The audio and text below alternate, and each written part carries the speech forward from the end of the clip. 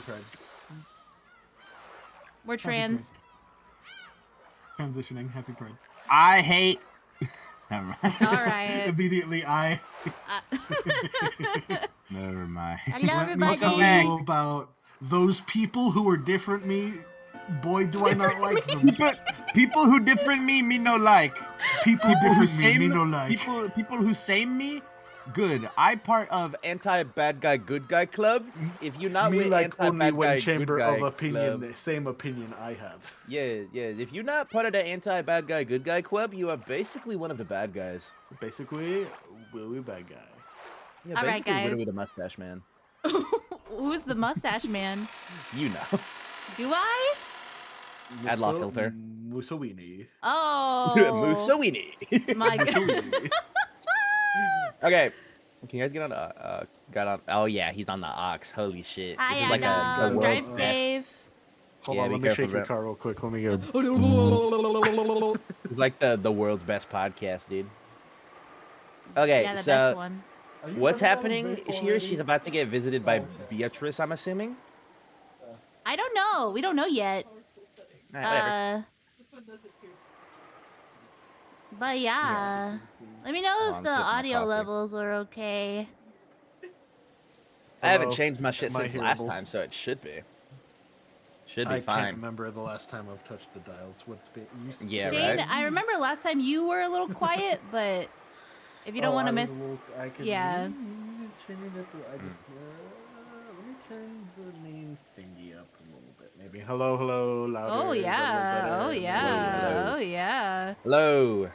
Hello. Okay. Hello. Oh, yeah. Hello there. Hello. Hello. Hello, Internet. Okay, are we reading now? Yeah, sure. All right. So last time we were introduced to Erica, the worst self-insert. I love the OC.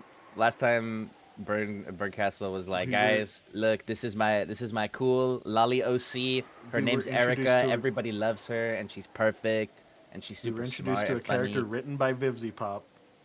No, that's not true. That's not true. She's not cursing. We don't enough. know yet. We don't know. She could be hiding it. We don't know. Yeah. I really hope she starts cursing a lot. That'd be Yeah, awesome. I really hope she starts cursing and saying upsetting things about the current condition, the current political situation.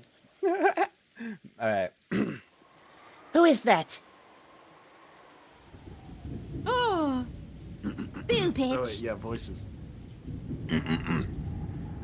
As she passed through the lobby of the entrance hall, Erica stopped walking. Yes, that's usually what stopping means. When we saw what she was looking at... Oh, it's... Wait. Oh, it's Battler. Yeah, it's Battler. Remember, guys, it was Battler. When we saw what she was looking at, the rest of us also stopped. Oh my God, Queen. Oh, is that the Golden Witch? Oh shit, that is the Golden Witch Beatrice Saba. The Golden Witch. What are you doing, brats? Go on and head back to the guest house. Dad, Kyrie-san, Aunt Ava, Uncle Hideyoshi, and Aunt Rosa all came over. The entire guest house party had gathered. However, Erica's gaze was captured by the portrait of the witch, and she simply stared at it for a while. Oh my God.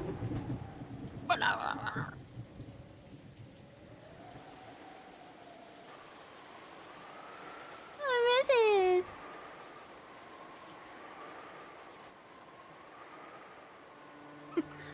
Okay. Yeah. Supposedly, Dad has a stash of hidden gold worth 20 billion yen. This epitaph shows you where the gold's hidden. I don't know why, dude. Starting with like parentheses, yeah, like immediately made me think of it as like a Christianism, like. Yeah. Supposedly Dad's got a hidden gold worth 20 billion yen. He got a bunch of hidden gold, but he won't tell me where it is. God. Rudolph, we have to find it. I'm working on it. I'm working on it. All right, new goal. I have to find a character to do Christian voice for. You should have done that with Erica.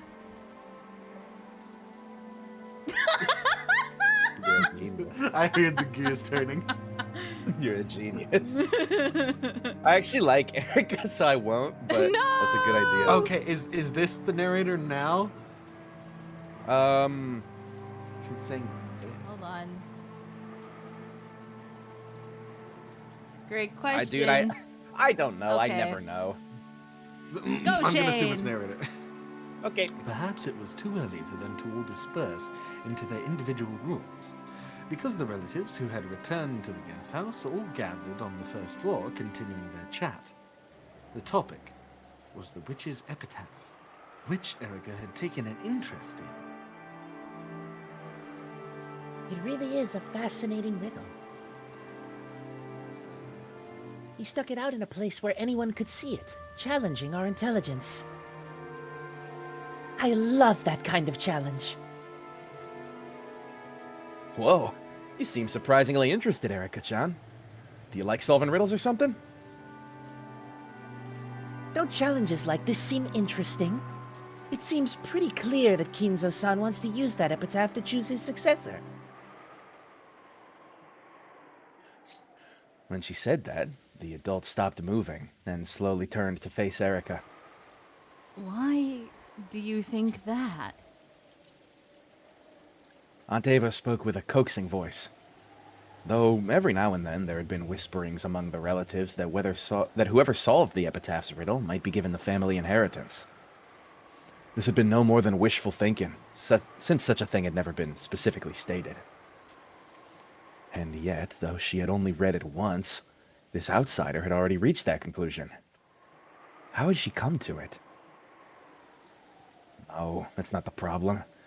If you solve the epitaph, you can become the next head. She wasn't trying to make it sound like wishful thinking, but an outright fact. So they closed in around Erica, asking why she was so sure.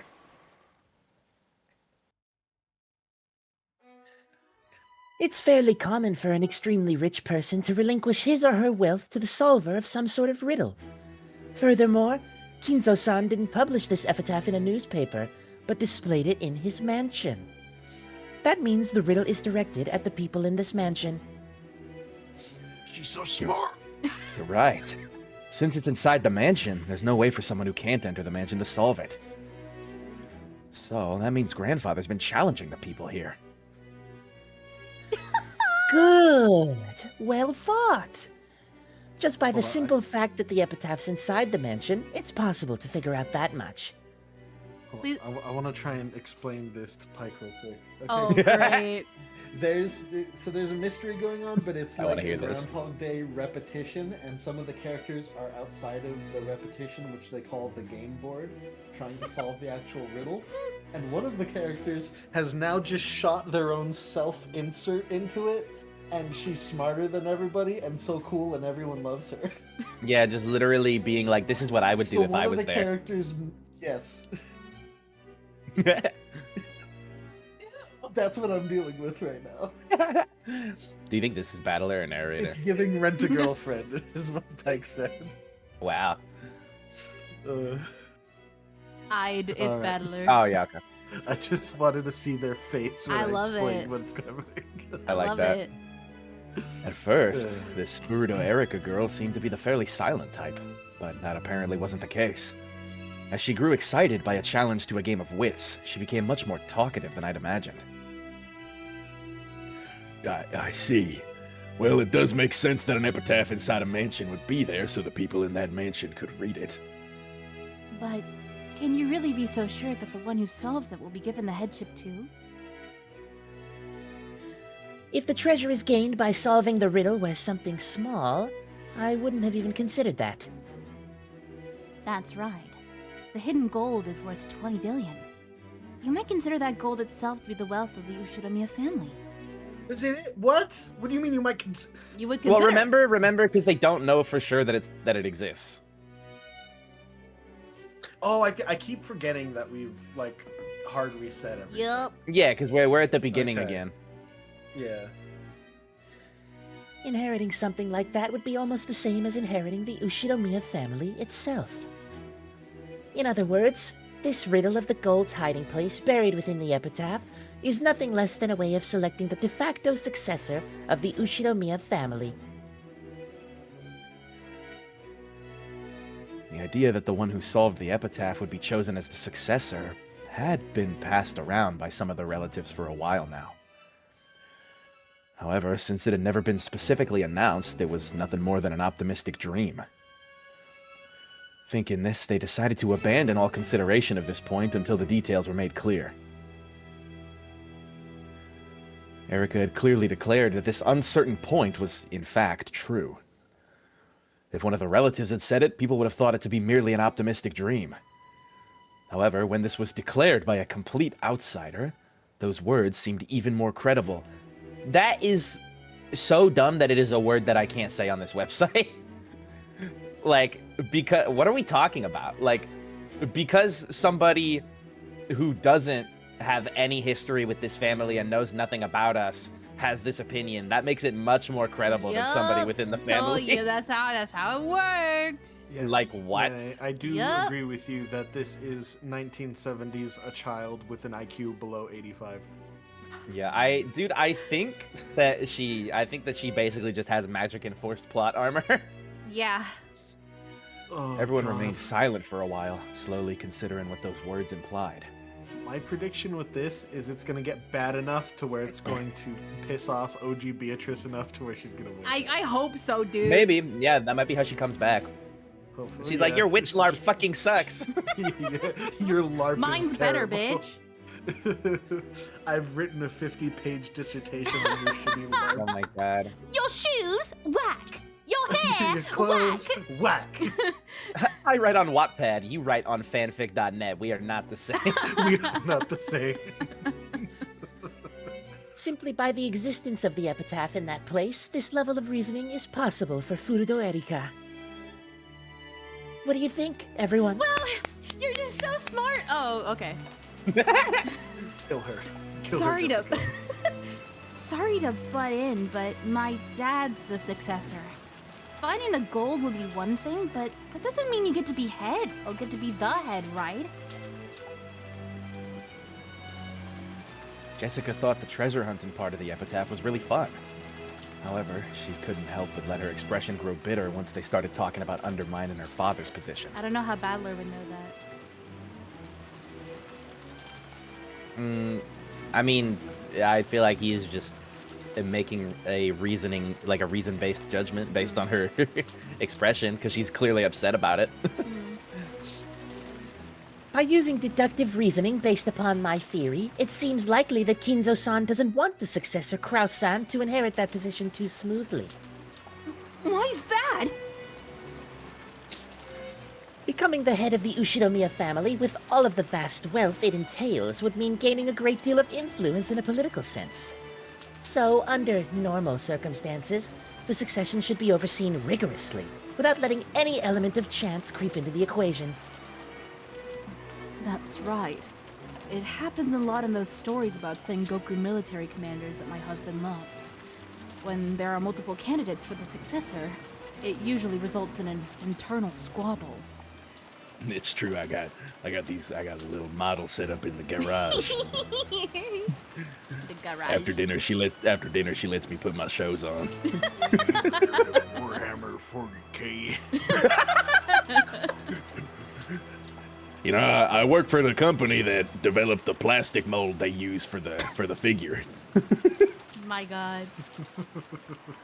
That's right. That's why it's important to clearly specify a successor, so you can avoid any trouble. Sometimes there's even a purge of all the competing successors.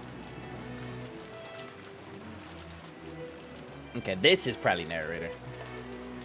Sengoku Commander Hideyoshi admired Toyotomi Hideyoshi made his son-in-law Hidetsugu. Hidetsugu Yeah! Hidetsugu commit seppuku, but it was rumored that he might have done this to make Hideyori, who is his real son born after Hidetsugu, his true heir. In other words, naming a successor was a way to make it generally known that a single unique person would be acknowledged by everyone, and a way to remove any chance of another person becoming an opposing candidate. Good. That's exactly right. Please tell me that's her word. Yeah. The only purpose for an epitaph like that would be to cast doubt on Kraus-san's position as the successor. In other words, if Kinzo-san wanted Kraus-san to become the head smoothly, he'd have no reason to go out of his way and display something so dangerous for all to see. That's right. Everybody tells you that you're right. You're just so right. Well, because I am. If you spin the chessboard around, you certainly could say that. She looks at the camera. Drinking. I have drink to drink. I'm drinking. Oh, hell yeah. You like spin the chessboard around. Erica's like, I've always said this. It would be You odd. learned that from me. It would Do be... you realize? Do you realize Do something? you realize If the something? witch Beatrice finds out we haven't solved the riddle, she would condemn this timeline, and we'd have to move out of it. It would be odd if he handed over the position of the head normally, but only handed over the 20 billion yen in gold to the person who solves the riddle.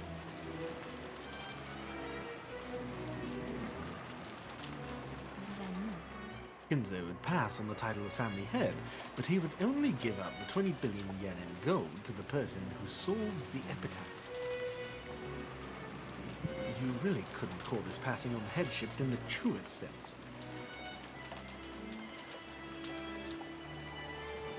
oh my god, excuse me, I had a burp. Erica canonically burps. That's how it is. By this theory, we are able to doubt whether Kinzo-san truly acknowledged Kraus-san as his successor. Simply by the existence of the epitaph in that place. This level of reasoning is possible for Furudo Erika. Oh no, she talks to herself in third person. Oh she referred to God. herself in the freaking third person. Oh yeah, this is like the second time. What do you think, Jessica-san? What the hell? How do you call that reasoning? That's bullshit. It's screwed up. Jessica let her emotions lay bare and glared at Eric. Oh great, Jessica's gonna die first. Womp Yeah, womp. she's definitely gonna die first in this loop. Erica, on the other hand, looked exceedingly calm with an expression that said, well, that's just the truth, right? I see. It looks like table manners aren't the only way this girl is fitting for the Ushinomiya family. It seems she really does match the family, even when it'd be better if she didn't.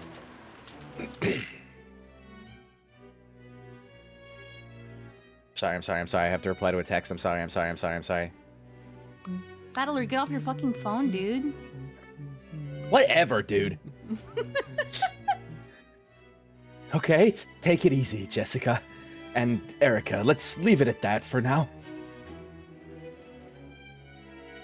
Well, we can put all this successor stuff to the side for now. Anyway, there's no doubt that his father's big question for us. It's 20 billion yen.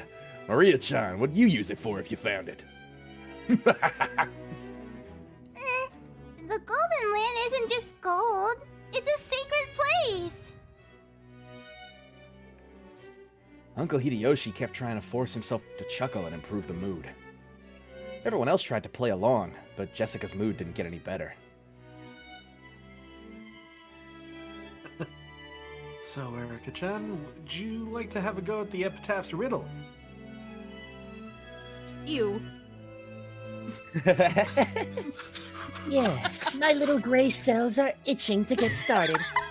I'd like I to hate start that. solving as soon as possible. Is she talking about the great cells in her brain, dude? Yeah, she's talking about gray matter. Gray Gray cells. matter, in yeah. your brain. George Aniki smoothly turned the conversation around. Just like the time she'd made everyone laugh in the dining hall, Erica looked about with gleeful eyes and jumped at the chance. I like it. Well, since Erica seems so interested, let's all try and solve it together, just like last year. I'll make some coffee. Raise your hand if you want some. Not Guys, for this is so you, nice. Maria. You won't be able to sleep. I want to drink black coffee. This is like so heckin' 100 wholesome gold. Oh, God. Oh, dude, she's just like me. Don't they get you excited, riddles like this? I love them. I love them, Charlie. I love riddles, battler! I love riddles! I love riddles! Erica said that and smiled. Though she must have known that she ticked Jessica off and made the atmosphere sour, she just smiled nonchalantly. So She hella nonchalant. nonchalant, for real, for real. So nonchalant, smooth, and cool for real. See, without even waiting for the crime on October 5th, there's a riddle you can solve. I've tried to solve it myself many times, but But you didn't have a clue, so you gave up and stopped thinking, right? it pissed me off, but I don't have a good counter for that. After all, I don't get the epitaph at all. I don't even know what the beloved hometown means, much less the parts about the Sweetfish River and the key. Thinking that a few more hints would show up if I waited, I kept on waiting and just stopped thinking. Have you figured out an answer on your own? Because I'm about to solve it. What? This is where Burns solved the riddle of the epitaph. I'd expect no less from the Witch of Miracles. If a riddle is solvable, she can solve it without fail, regardless of the difficulty. How many years did it take? Oh, how many years did it take to solve this one? Right, because as long as there is like a chance of success, she can make it happen still. That's rude. I only finished through a few hundred fragments. You really are terrifying. You aren't gonna cheat by suddenly saying the answer in red or something like that, right? Don't worry. Just like you, I follow the rules as a player. Well, shall we begin? It's cramped here. Why don't we talk over the sea? Okay. Don't get queasy, battler. What do you mean? The sea? Did they just teleporting poor Batman into the ocean? Probably. Oh, I thought the God. whole world had turned pitch black, and the next moment, I was struck by a strange floating sensation. This must be what it feels like to suddenly have the floor drop from under you, sending you into a bottomless pit. Woo. Hello, welcome to Pimp My Liminal Space. Pimp my liminal space.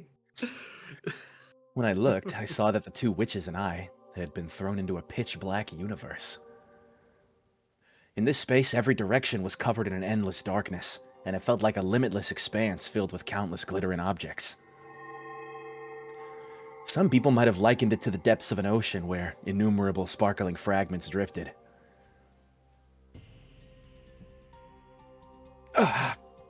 Whoa. Didn't she tell you not to get queasy? If you want the concept of gravity, just create it yourself, okay? Come on, calm down and look at us. Come on, don't we look like we're just fine? Believe that your feet are on the ground and that you're being controlled by gravity. If you do that, you'll find your equilibrium. Yes, the two witches are standing normally, as if their feet were planted on transparent pieces of glass.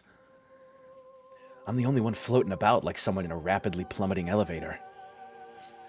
When I saw that they were doing just fine, I started calming down, figuring that there was no need to be scared. Then, just as Lambda Delta said, I gritted my teeth and kept telling myself that there was a place to stand here, and that I had to stay calm.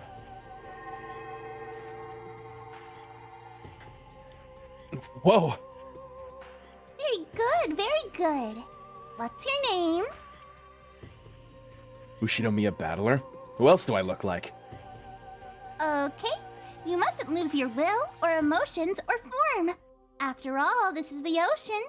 If you lose your purpose, you'll fall into the depths of eternity and become a scrap of ocean seaweed. Be careful. I don't get what Lambda Delta's saying, but I should calm down for the time being. It seems that I regain my equilibrium the more I calm down. Gradually, the weird floating feeling, like I was falling forever, began to disappear. It felt strange, like trying to stand up straight at the bottom of a deep pool, but it was much better than before. Uh-oh, your VTube studio. What the hell? Yeah, what happened? My camera's on, too. Calibrate? There you are. That was weird. My soul left my body for a moment. Oh my gosh. Then let's begin. I'll Dang weave together VTubers. some I like fragments for being a sheet solving of the riddle of paper. the epitaph.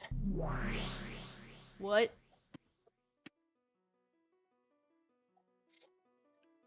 Berncastle opened both of her hands. Then, like a planetarium, all of the fragments throughout this empty space began to spin, leaving tails behind them. Shane Deffen.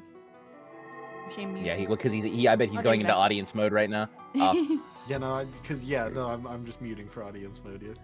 He's out. He became The- Skrunkle. the expression planetarium might have been surprisingly fitting. Multiple fragments were tied together by gold lines, and what looked like constellations zoomed by us rapidly, one after another. It felt almost as though we were dashing through space at an incredible speed. Then, with tails of light drifting behind them, several brightly glowing fragments swirled around Berncastle. It looked almost like she'd created her own solar system, with her as the sun. That solar system surrounding Berncastle grew to a radius large enough to swallow us up. And every once in a while, one of those satellite fragments zoomed right past me. Dude, there it is again. Whoa, Oh, whoa, you know what, dude? I know what it whoa. is. Ow, my leg. Hold on. I know what the problem is. It's getting too dark. Did you guys see all those freaking fragments, dude? There's like all the freaking parts the of different weird little moments. Different weird little moments. Different weird little freaky moments where weird little. Okay, freaky things this should be fine now. It got too dark. My webcam wasn't tracking me, I think. Sorry, I gotta reposition myself. I hurt myself skating yesterday, chat. So I have the ottoman for our couch underneath my desk, so I can like prop up my legs. Wow. Okay. I hurt myself existing in capitalism yesterday. I Damn. hurt myself today. When those fragments passed by me, it felt as though some kind of memory welled up inside me. So I sensed it. These fragments are probably like a crystallization of memories. They aren't memories. They're fragments of worlds. Well, I guess they might feel like memories to you. Yeah, because she can see like all the fragments of different potential timelines, right? Yeah. Then let's begin. Let's start with this fragment.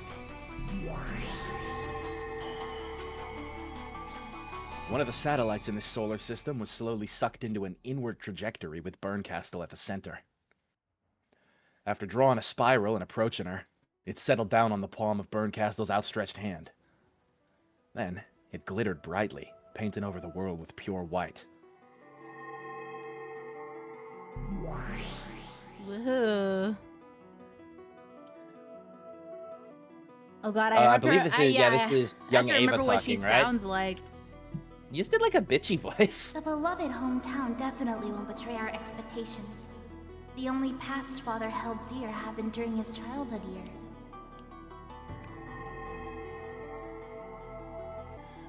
I remember that. This is from the third game, when Aunt Ava was just about to solve the riddle of the epitaph, and was thinking it over with this witch inside her or whatever. That's right. And from these thoughts, she made her way to the correct answer. In other words, this fragment shows a vital hint for reaching the truth.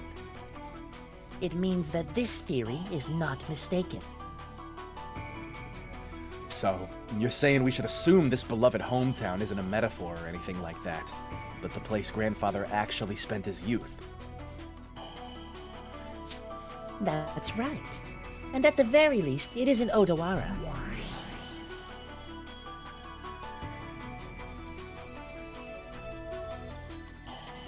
Odawara is definitely where he was born, but I don't think that's the hometown he loved. I imagine all of us siblings had the same place in mind. Right. This probably isn't Odawara. From what I've heard, he had a very fun time as a youth. Okay. That's right. Aunt Ava and her siblings said it wasn't Odawara. And not only that, it looks like everyone guessed where Grandfather's hometown was. Right. And annoyingly, the actual location isn't spoken of in any of the fragments. Well, duh. If I told you that, there'd be too many hints. If it wasn't a hard riddle, there'd be no point to it. Uh-oh. That's a hint, too. I mean, I guess. I don't really think saying that it's difficult is a hint. Just where is this hometown of Grandfather's? We can't even start if we don't know that. You mean you couldn't start, so you stopped thinking? Since it had to be a place where he could have lived, the number of possibilities is limited. But I think she meant like there's no point to it is a hint. Somehow. Yeah, I get what she's saying, yeah, because the hint is that there would be no point to solving it if it wasn't difficult. But, like, I don't see how that's a hint. Am I just dumb? No, I think there's no point to it is somehow referring to the riddle as well. Like, there's no singular... Dude, that would piss me off. If the riddle itself was, like, actually meaningless, I would be really mad. I don't know. Maybe not meaningless, but maybe there's not... I don't know. I've lost so many brain cells to this. Okay, where was I? Well, this is Since it had to be a place where he could have lived, the number of possibilities is limited. Well, this is the toughest part. You were the witch who could certainly solve any riddle that can be solved, weren't you?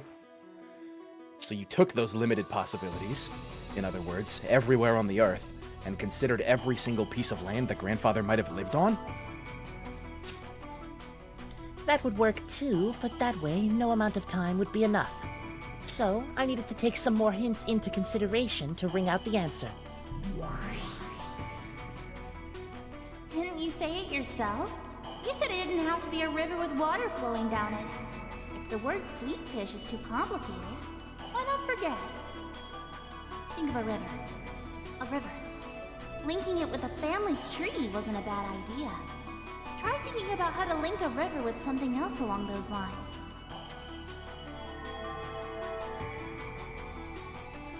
A sweetfish river running through the hometown.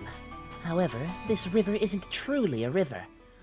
Ava thought of something else, something that could be linked with a river. Sure. But if it isn't a river, then why the sweetfish? Think. A river that runs through the hometown. But it isn't a river with water running down it. Something that can be likened to a river. Behold the Sweetfish River running through the beloved hometown. Ava knew where the hometown was, so she could forget about the Sweetfish hint. However, since we don't know where it is, this could be a hint for us. I worried too much about the Sweetfish River. The Sweetfish part didn't really matter that much at all, did it? That isn't true. It was an excellent hint, wasn't it? Well, of course, maybe there was no need for it to be Sweetfish. What are these sweetfish? If the river isn't a literal river, then of course sweetfish probably doesn't mean the kind of fish that swims. Yeah.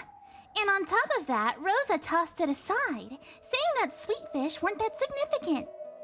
Yeah. On the other hand, Ava said it wasn't important for them to be sweetfish, but that it was still an excellent hint.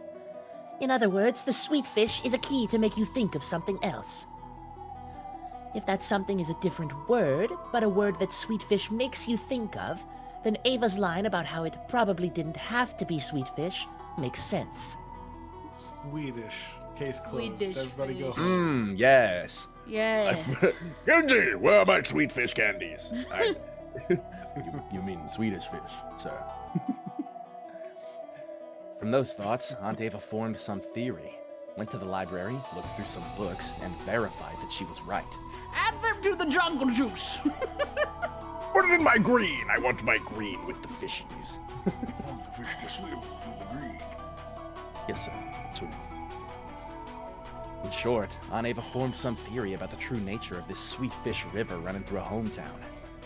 Then, she opened a certain book to determine whether that theory was correct or not.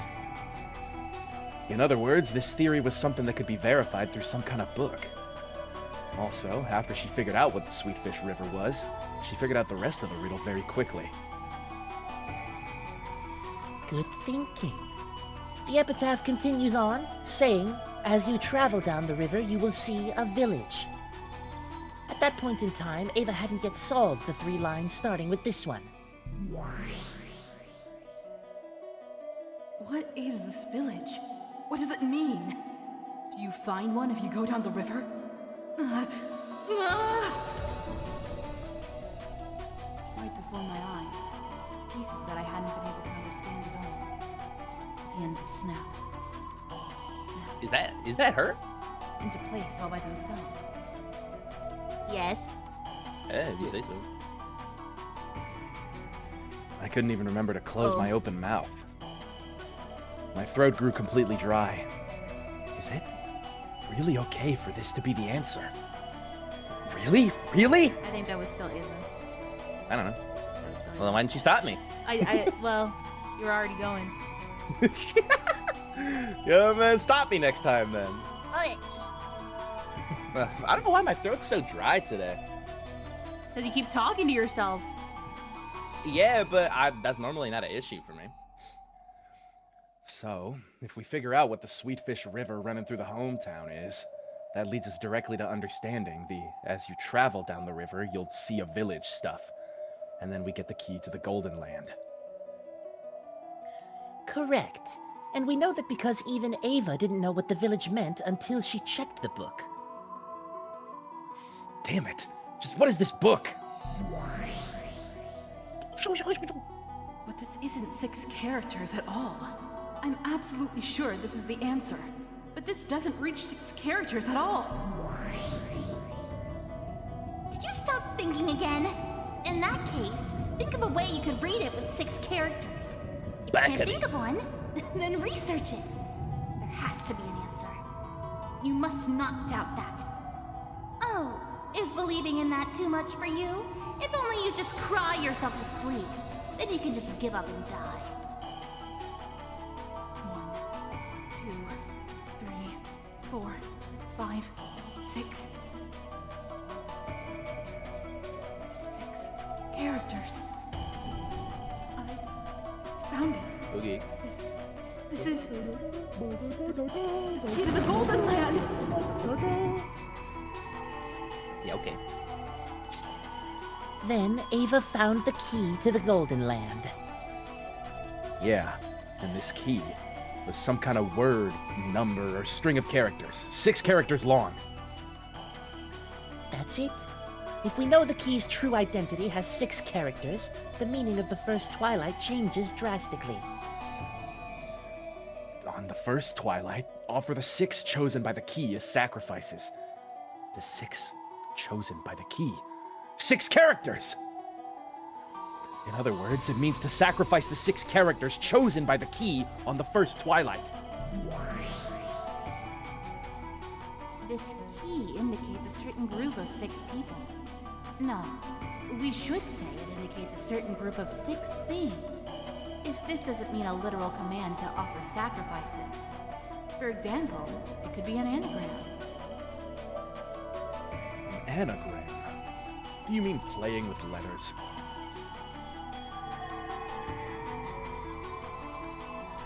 Yes, Kirie-san has been thinking that way ever since that moment. On the second Twilight, there are those who remain, which means that, at the very least, that something has a limited number of characters. You could read it like it's telling you to continue with the remaining characters after the first 6 characters are removed. Holy moly. In other words, on the first Twilight, we take a list of characters that's longer than 6, kill the 6 that are the key, and then do something with the characters that remain. That's right. But, like Kyrie said, what should we kill the characters from? We don't know this longer string of characters that we're supposed to be killing from. the first twilight, kill the 6 characters that are the key. On the first twilight. In other words, by the time we reach the first twilight, some string of characters already exists. That might be a set of Japanese characters. But knowing grandfather's tastes, could it be something in English? The first twilight has more than 6 characters, even though the Japanese phrase has just 4. That's yonno something. Also, bro is spamming in other words. Yeah. Like, more than usual. Good. That idea of yours isn't bad, Battler-san. We can interpret the 6 sacrifices chosen by the key as a string of 6 characters. I think it's a very clever concept. That way, the key doesn't necessarily have to be key-shaped. I've also considered the possibility that it's an anagram. Hooray! Shane gets to talk! Yay! Come to think of it, you did say something like that before. But in that case, where do we take the 6 characters out from? That's right.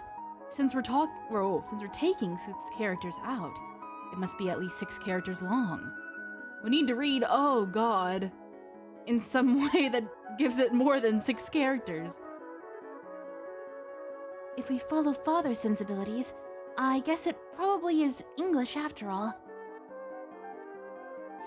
If it looks like we're getting stuck, why don't we move on to the second twilight and look for hints?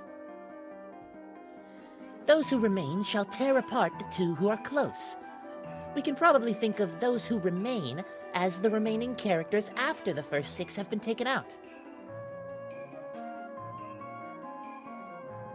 In that case, what does it mean by 2 characters that are close? I see. I get it. So that's what this is about. Oh. For example, let's take the following list of 9 characters. 1, 2, 3, 4, 5, 6, 7, 8, 9.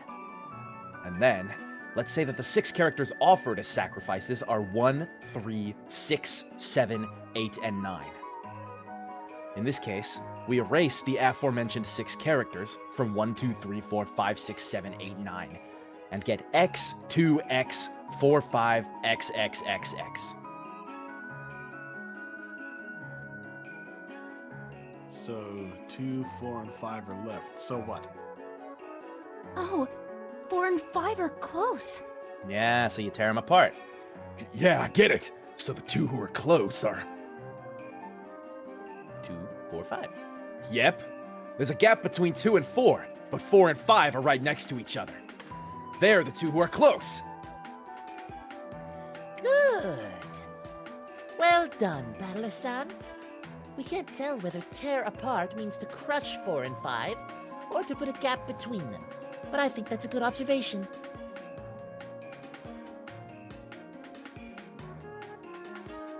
And what do you think about the third twilight? Those who remain shall praise my noble name. Since there's a good chance that we're playing with letters, this might be the same thing. The characters that remain shall praise my noble name. What does that mean? There's only 1 character left, though. It's tough. What could it mean? Or I guess that's not necessarily true, because we don't, like she said, we don't know if they're, like, getting rid of those characters or not. See, we know that we have to choose from the key, but we don't know what the whole thing is the answer to the riddle. That's what we're trying to figure out. We're trying to work backwards. Right, right. Does anyone know? I think I do. Huh? What is it? Tell me. Is this also an anagram? Once again. Good. Battler-san, you're a pretty flexible thinker. By anagram, do you mean playing with letters, right? That means... In other words, maybe you can make some kind of word by changing the order of the remaining letters. Yeah, if so. I might be getting ahead of myself with this theory, but maybe the original list of characters that the first Twilight's removed from is 11 characters long. Well done again. I reached the same conclusion. Why's that? Why do you think there are 11 characters? We think killing a single sacrifice means crushing a single character. If we interpret the tear apart of the second Twilight to mean adding a gap between two characters, then there are 11 characters total. If tear apart means to crush those two characters, then we can assume that there are 13 characters. After all, from the 4th Twilight to the 8th Twilight, the word kill appears 5 times. And then on the 9th Twilight, it's written that none will be left alive. If we ignore the part about the witch reviving for now, I figured that after crushing the first 6, separating the characters that are close, and then crushing 5 more of them, there should be no characters left. So that makes 6 plus 5, or 11 characters. If tearing apart the 2 who are close in the second Twilight means to kill both of them, that makes 6 plus 2 plus 5, or 13 characters. There's a chance the word symbolized in the first Twilight has 11 or 13 characters. Wait, it couldn't be that easy, could it? Wonderfully done. That's the exact same theory I thought of. Okay. It looks like you were gifted with excellent little gray cells, just like me, Battler-san. Hey, quit it. Just doing what comes naturally. My god. What a guy. What a guy. Back into the void. I'm already almost out of water. Hey, what the hell? This piece me is pretty damn smart. There's no room left for me to make back theories. into the void. Oh, Yeah, the void. Back in the ew. Back in the void. It's not working. Why is my button not working? Oh no, the filter is not working. Oh, sorry about that. You weren't around at this point, so I just controlled your piece for you. Isn't it nice how smart I made you look? Wow. What a dick. You look smarter when Burn's playing you. Why not step down as a player and concentrate on being a piece instead? I joined in on this game partway through, well after the first murders occurred on October 5th. That means the piece called me was controlled by the player, Burncastle. So I guess that means it's possible for Burncastle's reasoning to be announced through my mouth. The game I'm watching now is nothing more than a replay of a part that's already ended. Well, if it's you, couldn't he be like, nuh-uh? Yeah, I wouldn't do that. However, that's probably good enough for now. After all, this Burncastle-sama's going out of her way to solve the epitaph for me. I'll watch closely for now. And I'll try to find out what it means. Lambda Delta let it slip herself just a second ago.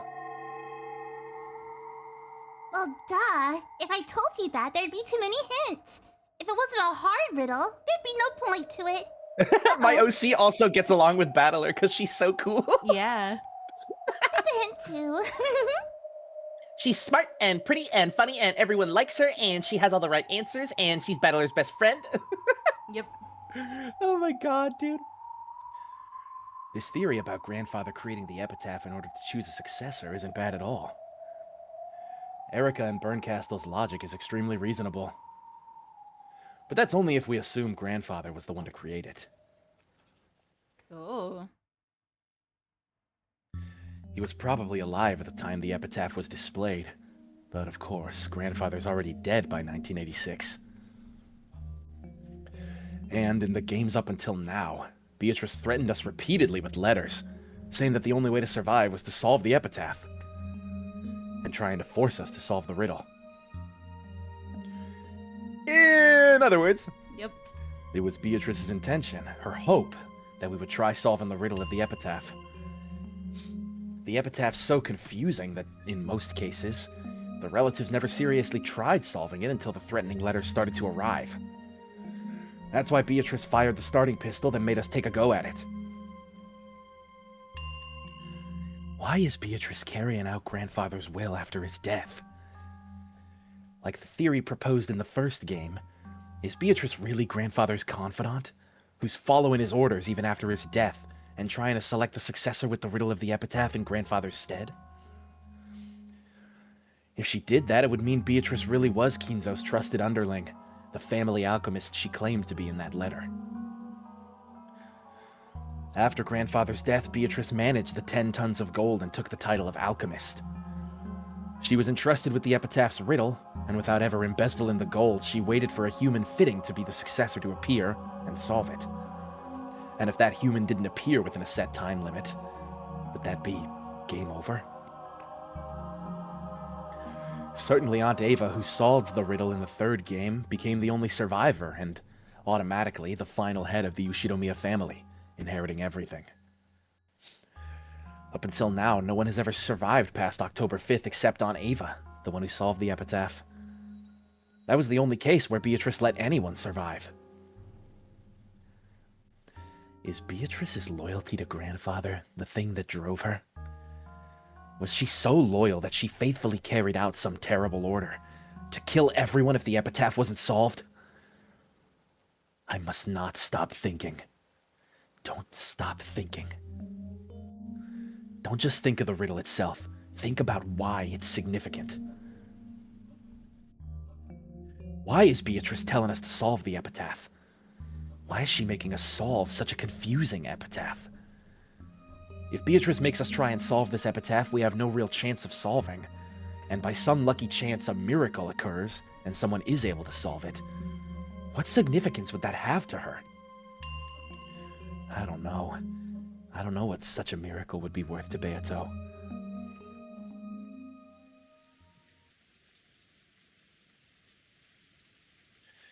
Anyway, until we figure out the first Twilight, we'll have to give up on the rest. We tried looking at it from several different angles, but in the end, we got stuck there and made no further advances. Oh, that was a yawn. Oh, yeah. Yeah. Maria let out an extra large yawn. This caused several other people to yawn. We'd been using our heads so much that everyone had gotten a little sleepy. Jessica, who'd been silent and irritated the whole time, quickly stood up. I'm going upstairs with Maria. We'll watch TV or something.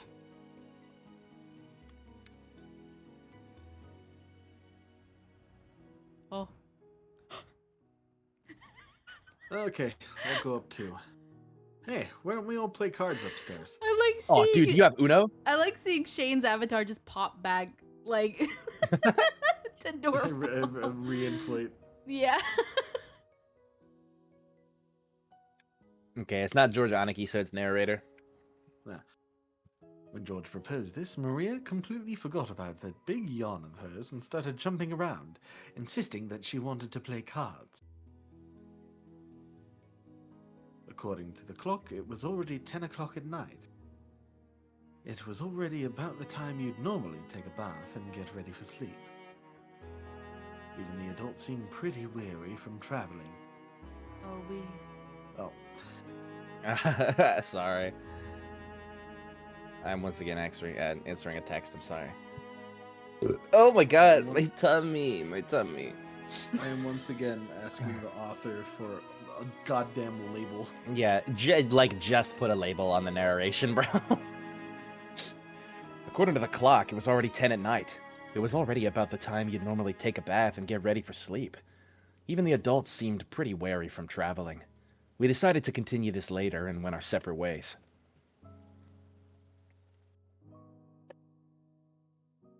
You played cards with us too, Erica-chan? This totally isn't a mistake. She, knocks the deck over? 21 card pickup. Go. Oh, God. I appreciate the sentiment. I overstepped my bounds a little, forgetting that I'm a simple guest. I'd like to take it easy and rest for the night. I almost forgot I was recently in an accident. Seriously, you're in such high spirits, it's hard to believe you almost drowned. That's youth for you. Still, I enjoyed it. I think we've taken a big step in our reasoning thanks to you. If I find the gold, I'll let you have about 1,000,000 yen worth. Can't you at least offer the poor girl 100 million? No need to bother. I'm only interested in solving the riddle. Well then, if you'll excuse me, good night. Bitch. Yeah, night. This bitch. Oh, aren't you going upstairs, Battler-kun? I'm getting a bit interested. I'll think things through here just a bit longer. If I can just figure out the list of characters that marks the first twilight, I bet the road before me will open up all at once. Everyone went up to the second floor one by one. Only Aunt Rosa remained behind, cleaning up the coffee cups everyone had been drinking out of. Kyrie-san and some others had offered to help, but Rosa had refused and was washing them all alone. Since I'd just been treated to such delicious coffee, I decided to help too. I wasn't doing it because I felt obligated.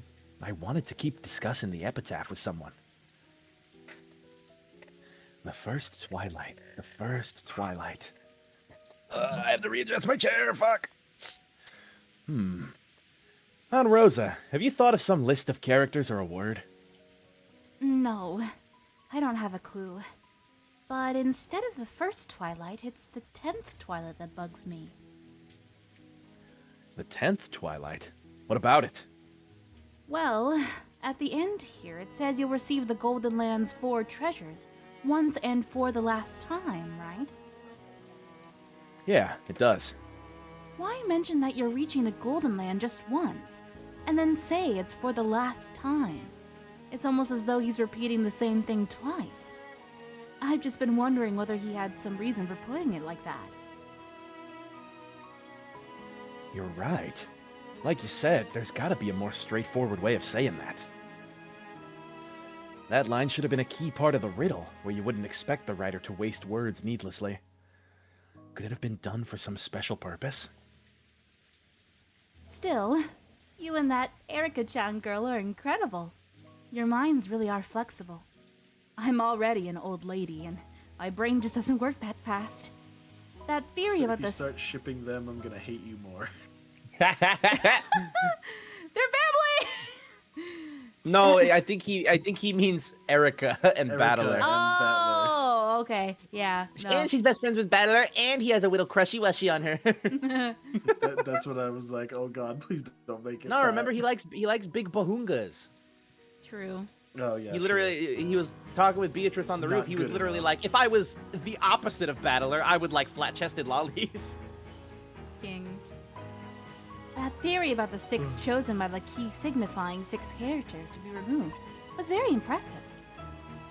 After hearing that, I can't see it being any other way. But before then, I didn't think it was like that at all. I'm feeling let down by my own dull mind. That's not true. You got a flexible mind yourself, Aunt Rosa.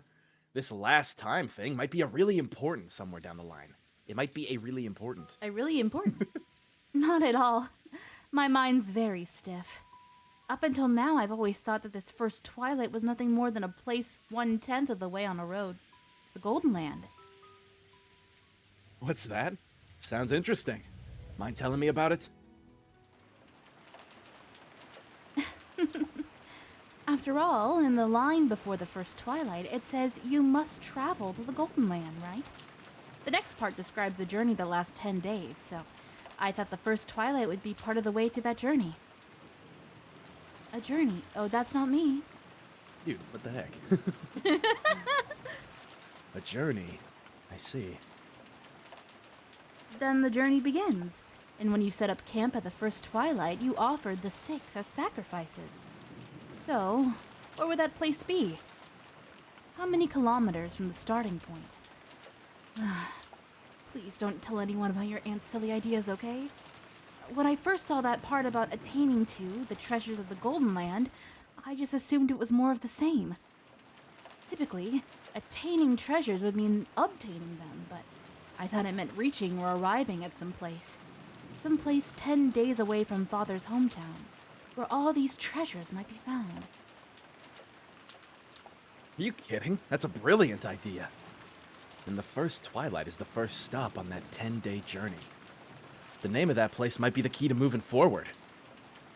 For my 10-day theory to work, you'd have to know both the start point and the end point.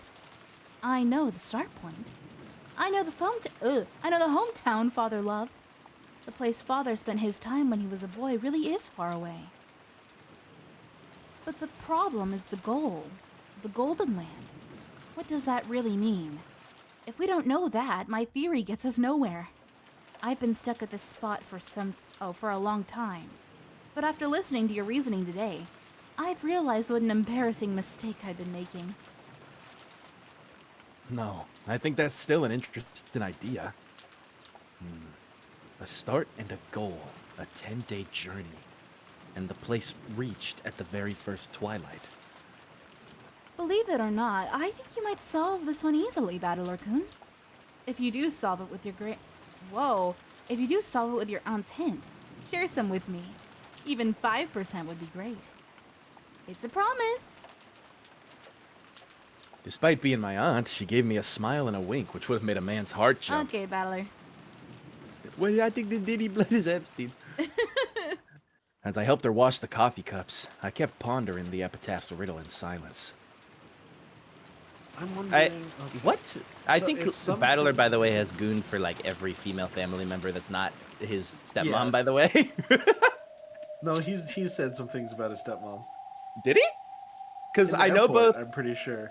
Because both Maria and Jessica, he was like, "I'm gonna touch you," and then just now he was like, "Holy."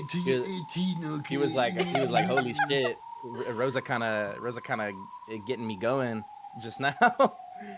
What did he say about I'm wondering- Kyrie? You didn't say anything about So- Natsuhi. Something about like an origin point or a hometown, but it's someplace or something you can only receive once and for a final time. Does it have something to do with where or how Kinzo himself died or is gonna die, or Dude, I honestly don't have It's any talking clue. about, like origin points or like It's got to have something to do with like tradition, right? Yeah. Because when they refer to it as like receiving the 4 gifts for the last time or whatever, that has to be at least something that Kinzo like knows about and has experienced. But surely it has to be something the rest of the family knows about too, because otherwise he wouldn't say the last time, like they said. So I don't know. Yeah, once and for the last time, right? Or it was for the Yeah. I don't know. After I finished helping on Rosa, I passed through the corridor on my way to the bathroom and saw Erica unlocking the door to a room on my path. Thought your room was on the 2nd floor. Figured you'd gone upstairs and had fallen asleep by now. I was just searching for something. I thought it might be here. Searching for something. Ooh, you don't mind if I take a bathroom break? Bathroom break. Pee break. I need a buy break. Buy break. You're... I need a buy break. We should Little be able to break to keep be bought going real since quick. it's just these two. Erica unlocked the door and opened it. A dusty smell drifted out. Oh. It was the library. Yeah, she is just like, she's just fucking following the plot. Shit. For a library, the gaps between bookshelves were extremely small. This was obviously built for storing books, not reading them. So it's a book you're searching for. Not necessarily a book, but materials, I guess you could say. There's something I've just got to look up. So a Battler, at least when he's under Berncastle's control, has basically taken the role of Watson. Yeah. You're looking for something to do with the epitaph's riddle? Pretty impressive that you haven't given up yet. Is the 20 billion yen that enticing? I hadn't given up either. Apparently, being stubborn is something we both share. Of course not. I'm only interested in solving puzzles. I search for the gold only to prove my reasoning correct. Even if I found it, I wouldn't pocket it for myself, so have no fears on that score. She immediately cast my comment aside, saying that she just liked solving riddles and had no interest at all in the gold. I've thought she was pretty weird from the start, and it looks like that impression was spot on. Erica slowly circled the bookshelves, searching for the book she was after. I'm also trying to solve the epitaph right now. Oh yeah, Just a second ago, I heard something interesting from Aunt Rosa. Something which might give us a hint about the first twilight. Let me hear it. Erica asked this without stopping her search, or even turning to face me. In the line before the first twilight, it says that the one who obtains the key must do so-and-so. The one who obtains the key must then travel to the Golden Land in accordance with these rules. Whoa, you've already got it memorized? Guess I shouldn't be surprised. And what about that? I have to burp again. Oh my god. It's the coffee. Yeah, you've got to travel to the Golden Land, right? Apparently, this made Aunt Rosa think about the 10th twilight. In other words, going on a 10-day journey from the beloved homeland to the Golden Land. It's also because, oh my god, excuse me. It's the coffee, and it's also the fact that both of these voices put, like, different types of pressure on my diaphragm. Yeah. I warned you. Oh my god. What, I dude? warned you about this. You act like I'm complaining. I'm having fun. Okay. Did you hear me going, wee, wee, wee? No. I like Erica. She's cool. She's a cool He's OC. going, you're putting pressure on my diaphragm. Oh my god. Yeah, you want to keep bitching? Want to keep your bitching and moaning going? Uh-huh. Well, I do have to burp one more time. Oh man, I wonder why. Fuck you, dude. I'm gonna kill you. Alright. Oh my god.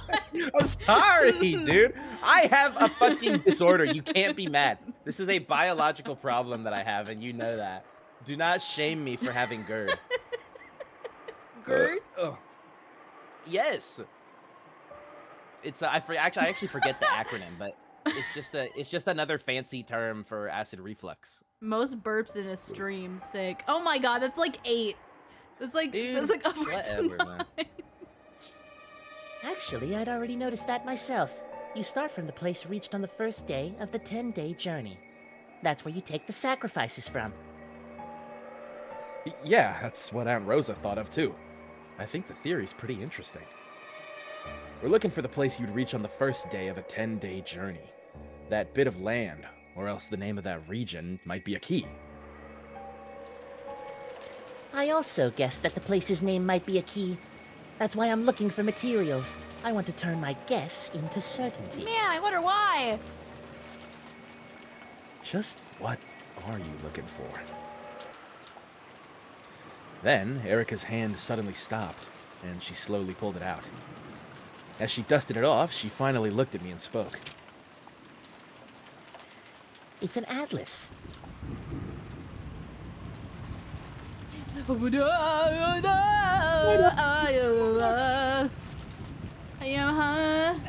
What is an atlas again? I don't know shit about shit. It's like a... Oh, I think an atlas is like a dictionary, but for places. But for like geographical locations, I think. Oh, yeah. I'm actually gonna double check with Google. It's been a while since I looked at an atlas. Oh yeah, it's a bound collection of maps, often themed around Yeah. geography. Yeah. So it's like, it's basically like a super map. Yeah. It seems we've managed to make it through the first day. Oh god. Shane's Oh, okay. gone. I guess I gotta fill in. Natsuhi could be seen in the study. When she muttered as though to herself, gold butterflies appeared and formed the shape of a person. I wish Jamie was here. She loves a backup narrator. Yeah. They We mustn't super let adore our that shit. guards down. I can't imagine we'll last through tomorrow if we simply sit around here. So, as I suspected, simply saying father's in a bad mood and refuses to come out won't be enough to deceive them completely. Indeed. It seems last year left them quite suspicious. Because of that, the toxin has expanded and is coiling itself around this study, growing ever tighter. No! Oh. No, Shane, where are you? Shane, where are you? Don't worry, I've got this. No! Get me out! I imagine it goes beyond the mere suspicions raised last year. Oh, hey, I'm Hey, here too. Virgilia. That's right. The toxin has grown too thick to be explained away by that alone. Someone must have suspected Kinzo-sama's death since last year. It is strongly intent on exposing that secret at this year's family conference. Does that mean we didn't have them fully deceived even a full year ago? Renove's twin Bonove. Bonove.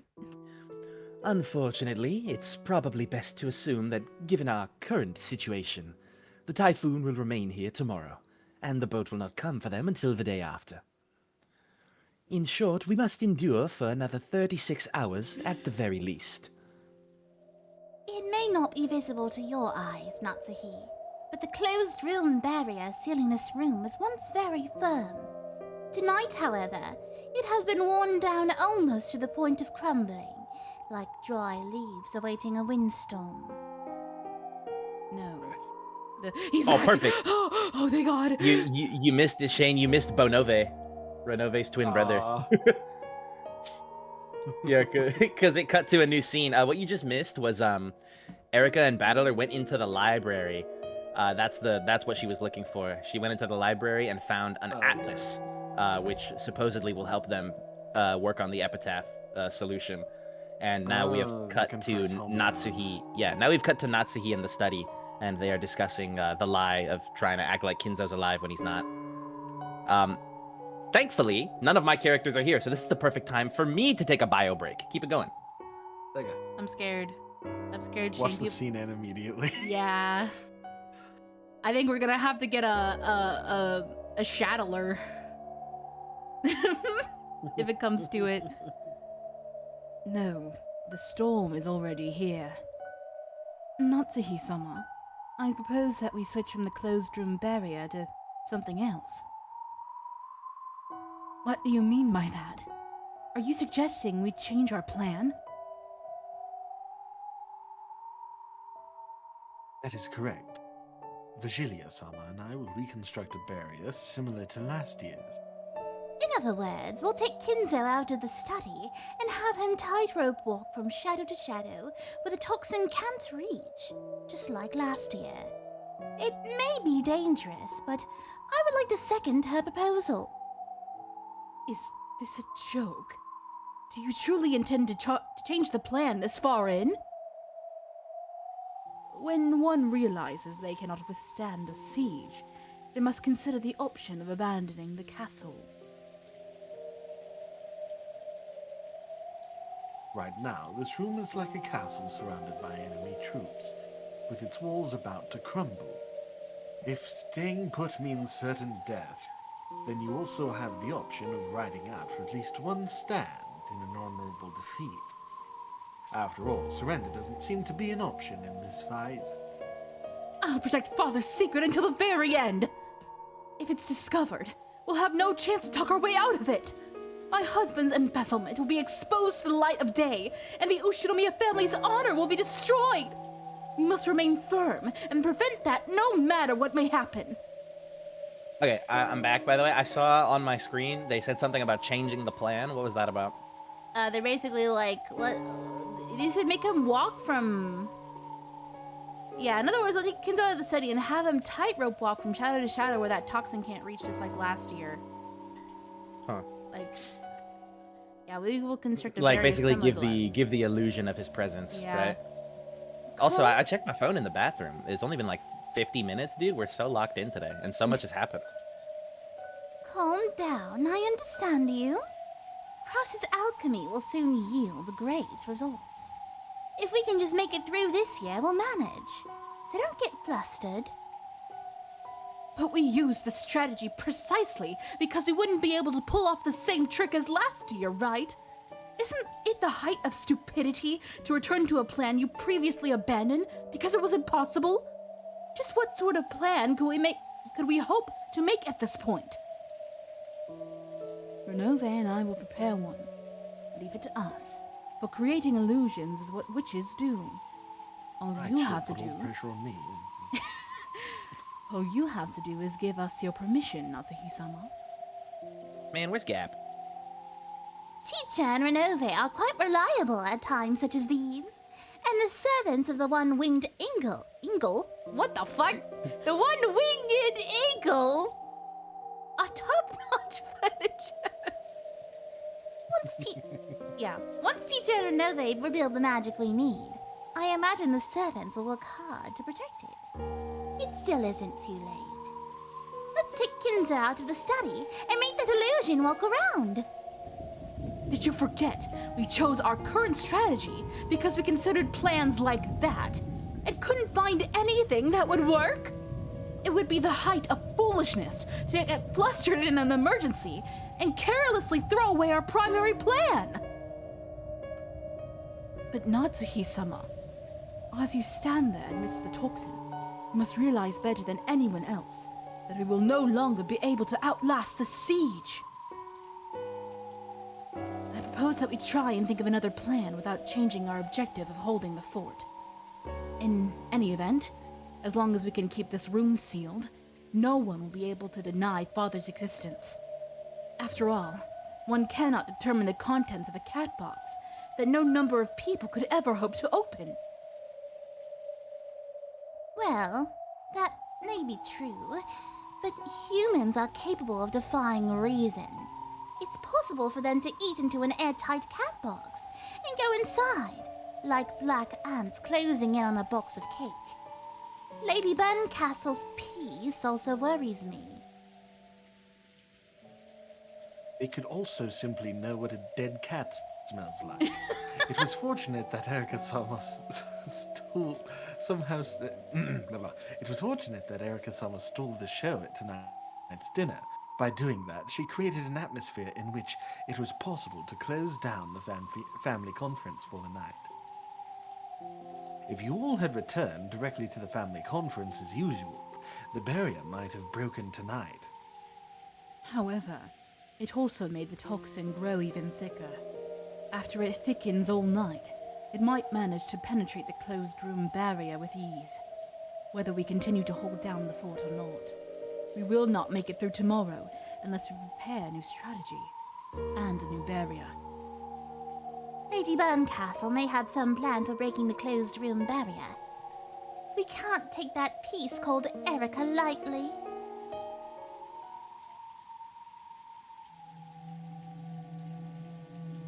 Come to think of it, that man who mentioned taking revenge for the events of 19 years ago might also be a piece of Lady Berncastle's. This board achieved equilibrium with 18 pieces, but now it has 2 undesired pieces added to it. Yeah, Natsuhi's alleged bastard child. Yeah. There are too many irregularities this year. Lady Berncastle is a fan of Eastern things. In shogi, or Japanese chess, aren't you allowed to drop pieces in during a game? Yes, that is possible. Even the act of dropping a queen from the captured pile right in front of the enemy king is an allowable trump card in shogi. I wonder what that man who claimed to have a connection from 19 years ago is doing now. Is he already hiding somewhere on this island? That girl called Erika was able to appear by claiming to have drifted here. That man might also have landed somewhere on this island despite the typhoon, and he may be hiding somewhere now. And it's going to be hard to fully deceive the relatives any longer. Why? Why have so many irregular things happen at the same time? How can you explain this nightmarish miracle of coincidence? Dude, I really can't pick a side on the whole magic versus no magic thing, because, like, to me, to my fucking tinfoil hat brain, this whole thing is screaming Natsuhi as Beatrice. Whoa. That's Gray. Well, I mean, cuz, bro, she's scheming all by herself with nobody other than magical beings around her. I'm thinking it's gonna be something like Kinzo fell into the whole business thing and ran his family as this dictatorial businessman, and the whole point of the riddle and this whole thing and everything is to try and strip them of that so they can be like normal, creative people. I think that's like referring to the magic toxin and everything like that, and trying to keep this spell alive. And like it seems like every member of the family is getting their own crash course on quote unquote magic. Yeah. Also, Like, oh, sorry. Go ahead. oh no, I was done. Have you guys noticed that Kenan and Shannon haven't been like a focus at all? Like, Yeah, well, that's why I said that the dude on the phone might have been Canon. Because we just coincidentally have not really seen him do much of anything this time. Yeah. Either one of them. Father, I had a child out of wedlock. Make him a butler. He's a right slave. Tell them he's from an orphanage. He'll believe it too, because we won't tell him. Master, that's fucking hilarious. That's actually pretty fucking funny. Have me up on that shit. Wait a minute, you and I aren't related, are we?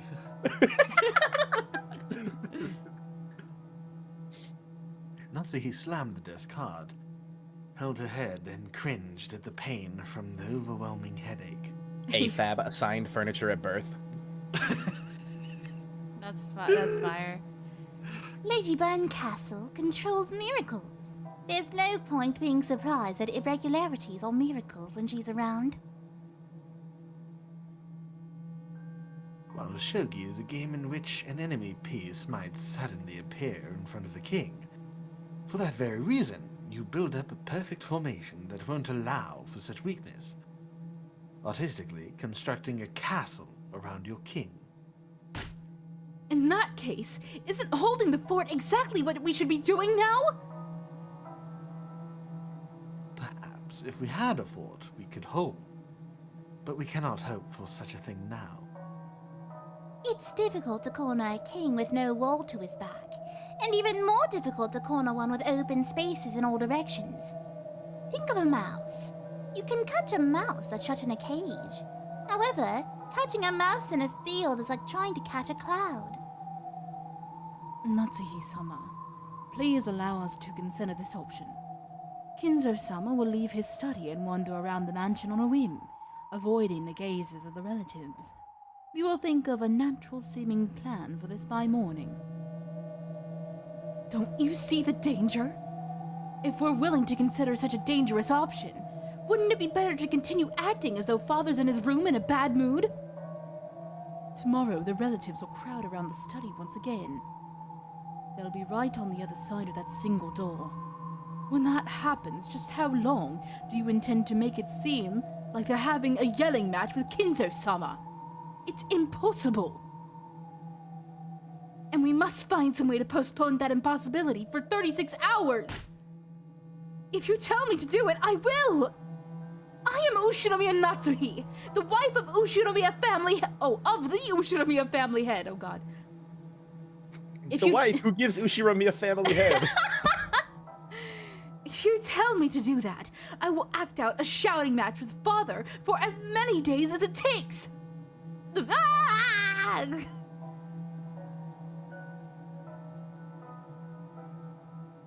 Even Natsuhi realized that she couldn't manage it, but she no longer saw any chance of victory from a plan that involved an illusion of Kinzo walking around. Banging on the desk several times, with tears of rage streaming down her face, Natsuhi alternated between groaning from her headache and placing the blame on one thing or another. It made one feel that there must be some curse that made anyone who sat in that chair act that way.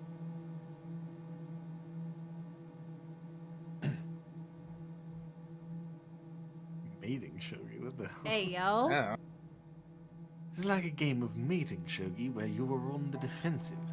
In mating shogi, the opponent has no king, and you have no way of winning other than avoiding a checkmate for a predetermined number of moves. And to think that I must escape for a whole day and a half's worth of moves. It's just too many. Don't stop thinking. Don't give up. I'll listen to your complaints, so don't have a fit. Your unshaking will to overcome this trial will bring you success with certainty. That's the power of the Witch of Certainty for you. You must not lose that magical power. Believe that you will overcome this no matter what. I'm sure you'll think of a brilliant plan. Therefore, you mustn't give up, and you mustn't stop thinking. You're right. I understand. Only I can overcome this hardship. That is correct. Didn't Kinzo entrust you with the job of overcoming these challenges? Kinzo acknowledged that you were worthy of that responsibility. Father? Teacher and Renove will think of a move. Of course, I will think as well. However, even that we cannot do without permission from our master. From you. So at the very least, don't abandon your will to fight. Don't give up. I understand. But I'm already all tired out, and I can't stand this headache. Why is it that I'm crying here, all alone in this frigid study? Why isn't my husband here for me now? Yeah, for real. Kraus, where the fuck are you, bro? Dinner ended, Kraus claimed to be dizzy and went to bed early. Of course, he had done this to get enough rest to ready himself for the long day ahead. But to Natsuhi right now, it felt as though he'd just gone straight to sleep and pushed the entire burden on her.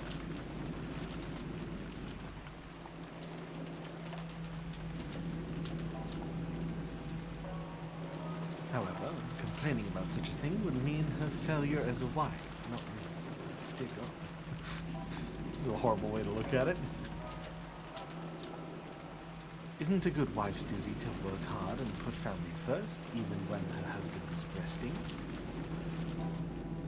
Filled with regret even at her anger towards her husband, unable to determine at whom she should be angry, Natsuhi continued to sob.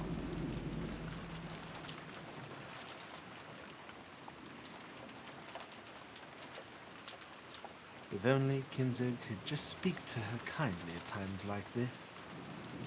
Beato searched for him, but Kinzo had been nowhere to be seen in the study for some time now. Perhaps Natsuhi had noticed this as well. Though she bragged that fighting alone and supporting from behind was the responsibility of a good wife, without anyone to tell her that this really was necessary. She was now so frail that she couldn't even stop her own tears.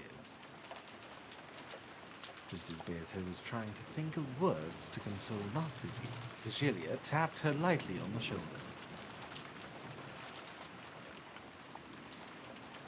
Sometimes, when the words of consolation don't come from the mouth of the right person, they can do more harm than good. So, Vigilia silently told Beato that remaining silent was the best course of action for now. Oh, there she is. Yay! Hold on, My I queen. want to see Pike's reaction to this character design. Oh, I'll get a good view for you. Pike, what What do you think? What do you think of that character design? Good or bad? Here, I can show you a fuller version of it. It's swag. I don't like that. It's weird. Man, why am I the only one who fucks with the dress? Right? Like, why is it so high up? It's literally at the armpit. It's fucking awesome. Why the hate? And he likes it. It's Yeah. whatever. It's not because her armpit is out, I swear. Oh, that's like an attached sleeve. Yeah, where is the sleeve attached to? That is a great question. That is a good question. Where is the sleeve attached to? It's like the other side of Probably- the dress is like regular. It's probably like on Oh, wait, attached yeah, no, like the other side hem. of the dress is... Why, so it is just on one side. Yeah, it's probably attached to the hem of the collar of the dress, I would assume. Maybe. Does That's Gap like- just like regularly get the shits? Is this an IBS dress so that she can get out of it? Maybe. I No don't know. panties. Just yeah, lift it up. Safe for Just hot lift it girl up. ships. Because she can pop one anytime. Just open a portal. Oh my god. Yeah, she's the demon of diarrhea. We figured it out. There we go. Yeah. Hi, sorry to interrupt. I know I'm an outsider, but I wonder if you'd let me speak. Gab, please restrain yourself for the time being. No, in this room, there's no distinction between outsiders, guests, and the rest of us. You may speak. Thank you. Renove said it himself a while ago. This is mating shogi with you on the defensive. How do you lose in mating shogi? It's when your king is checkmated, right? That goes without saying. And the opponent has no king. Therefore, all Natsuhi can do is have her king run away constantly.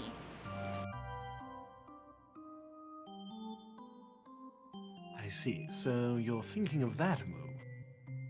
Has that time already come? What do you mean? Do you mean there's some sort of move remaining to us? It's what you proposed in the very beginning, about how to hide Goldsmith's death. I'm trying to say the time's come for us to use Are that. they talking about the ritual? Maybe. You mean having him go missing? You mean to make... Oh wait, why does it say Virgilia? It's obviously Natsuhi. Okay. Nice mod. Having him go missing? You mean to make that move right now during the family conference? That's too dangerous! Once they'd Sex? Once they'd successfully resolved all of their problems, they would have to lay Kinzo to rest. And the best way to do that was to make him disappear. One day, Kinzo would go out into the forest and never return. They wouldn't be able to find him no matter how much they searched, so he would be declared missing. You said it yourself a second ago, Riche. You can't catch a mouse that's escaped into a field. And you can't catch a goldsmith who's disappeared into the forest. You plan for us to talk our way out of this like that? To use such a move now, when the suspicion against us is greatest, would be no better than committing suicide. Oh, they will probably suspect it. Such a move would most certainly lead to mistrust. However, even if they were to set foot in this study, they would find nothing to aid them. It would never again be possible for them to keep Kinzo-sama pinned down. No matter how much they suspected his death, they would be unable to prove it. Forget about a mere 36 hours. You'd be able to protect Kinzo's secret forever that way, right? Of course, we'll also have to bear an appropriate risk. If you make that move, you may be able to overcome this particular challenge, but we cannot even guess at how much prestige you might lose for it. Even so, it's a move that will most certainly overcome our current challenge. Of course, then you'll have to face an even greater suspicion. But you won't die. Yes, that may be true, but... During the Great Kanto earthquake, the Ushinomiya family should have died. However, the mad genius goldsmith revived it so splendidly that it's now something you desire to protect. So this time, it is up to you and your husband, the new head and his wife, to do the same. Is that how you intend to stir her up? I'm not stirring her up. I'm just asking if she's prepared to be the wife of the head. Are you prepared to protect the Ushinomiya family, even if you end up getting dragged through the dirt to do it? I am prepared. Then now is the time. If you can survive by being dragged through the dirt, then crawl with all of your might. You'll inch your way through this world of suffering, and eventually you'll restore that glory. I, Gap, the 33rd in rank, promise you this. Cap? The fact that I came to play at a time like this must be a sign from the gods of happenstance. I'll keep this promise, Ushiro Miya Natsuhi. I require nothing in return. Riche, the one who serves you, has already paid me plenty in advance.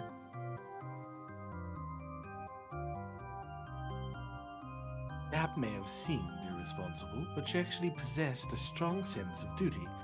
She was the kind of person who just couldn't leave someone in trouble alone. Payment in advance? Oh, when did I do that? I have no memory of such a thing. Oh, I just mean those magical items you couldn't remember where you put. I made off with quite a few of them. What? Shit. So that was your doing after all? Give them back! Give back my illusionary civil crystal and moonstick! I still haven't played around by sticking them together yet! That's the sort of magic and strategy you can expect from me. I can hide Goldsmith away in a world where no one will be able to find him. Let me know the instant you need that magic. Until then, feel free to think of another, safer plan. She's negging, bro. She's negging hard. Yeah, super. True, true. Having alternatives is beneficial for your peace of mind, and without that, you'll never think up a brilliant plan. Natsuhi-sama, we have quite some time remaining us tonight. Let's leave Gap's strategy as a final trump card and iron out a plan for our own for now. Please give us permission. And please give us the trust, magical power, and absolute conviction we'll need to succeed without fail. If you have faith, I'll make your dreams come true. If you succumb to doubt, then I will make those nightmares come true. You must build your own future.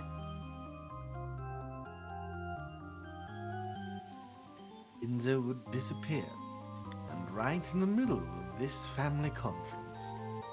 Such a move truly would be a last resort.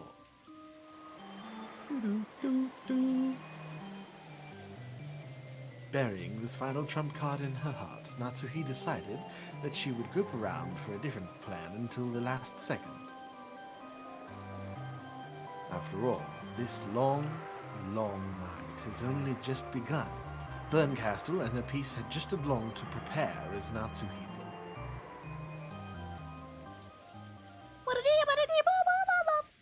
Wowie. Oh. What's that? Yeah. Woo. A door. Oh. Whoa! Gouge the foot and kill. And that completes it. I see. So that really was what gouge meant. Once again, my reasoning was correct. The feel of it this time was clearly different from the previous times, as though some sort of device had activated. However, as far as a quick glance could tell, there was no dramatic change, such as an entrance of some sort opening. Oh, I guess it's narrator. They would need to do just a little more before they could find it. You're incredible. If we really do find the gold, we'll have to split it together. Enjoying the intellectual stimulation is enough for me. The only thing I like is solving riddles. The only reward I need is proof that I was right.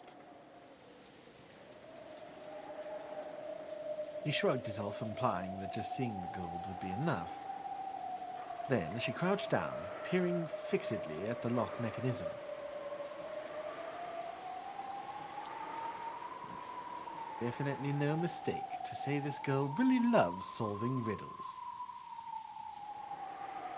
For her, treasure hunting is all about the delicious process of exposing secrets, so she has no interest whatsoever in getting the treasure for herself and becoming a billionaire. Billionaire. I see. Pretty cocky of you setting up a device like this. The mistake you all made was letting me on this island in the first place. Simply by the existence of the epitaph in that place, this level of reasoning is possible for Furudo Erika. What do you think, everyone? What? God. Who are Are you they fucking all talking outside to? watching her figure? No way. Is it gonna cut and everyone's gonna be out in the rain? Holy As she shit, said she's this to so the now exposed contraption, she grinned. Winks at camera.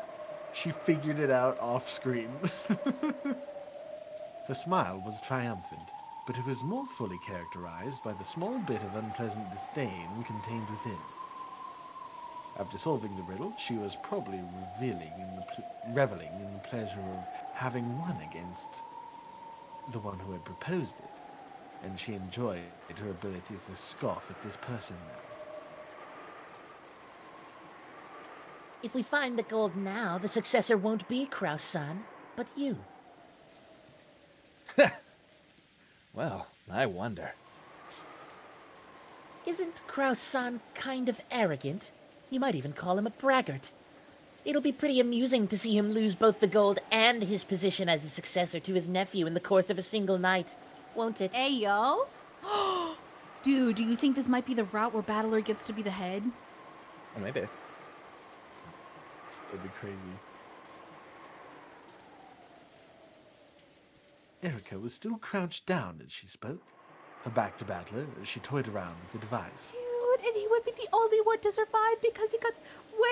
Maybe. Wait! Oh shit. Jessica-san was her name, right?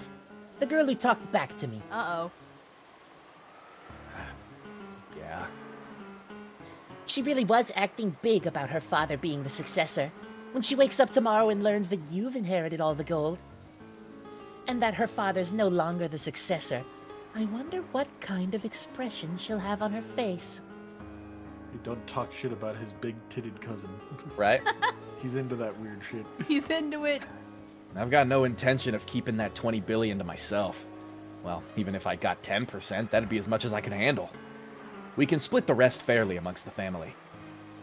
I'm even less interested in being the successor. I'd be glad to let Uncle Kraus deal with that.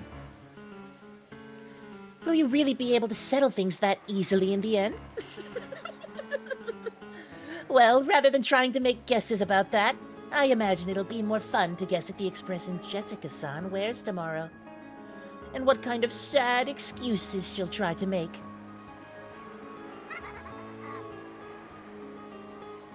You really do have a nasty personality.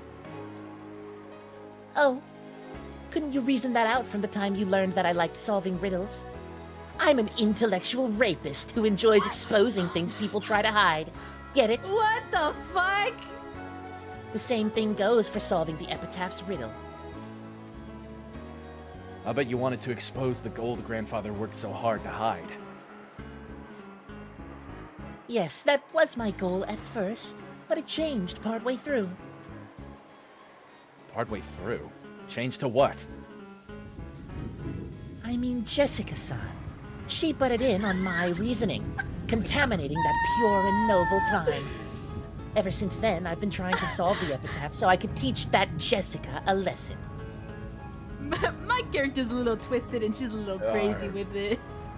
Are you serious?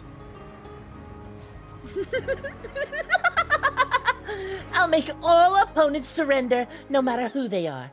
That is my sole pleasure. Do you still need me to reason it out for you? This is definitely an insight onto Burncastle's true Yeah. behind. Yeah. Ushinomiya Jessica irritated me. That's why I wanted to put her in her place and decided to solve the epitaph. That's what led to the emotions I hold now. Can you reason out what those emotions are? Dude, my OC is just like me, for real, for real. This time, I turned my back on her in earnest. Did I get a bit too excited by this riddle-solving game, letting her drive me on and do something terrible? That's right. It should have been possible to reason this out. If the riddle is solved, the relatives will probably freak out about who the successor should be. Dad and some others will probably push for me, the discoverer, to be the successor, and some relatives not thrilled with that prospect will probably oppose them. Despite how adamantly Erica had affirmed it, it isn't written anywhere that the one who solves the riddle of the epitaph becomes the successor.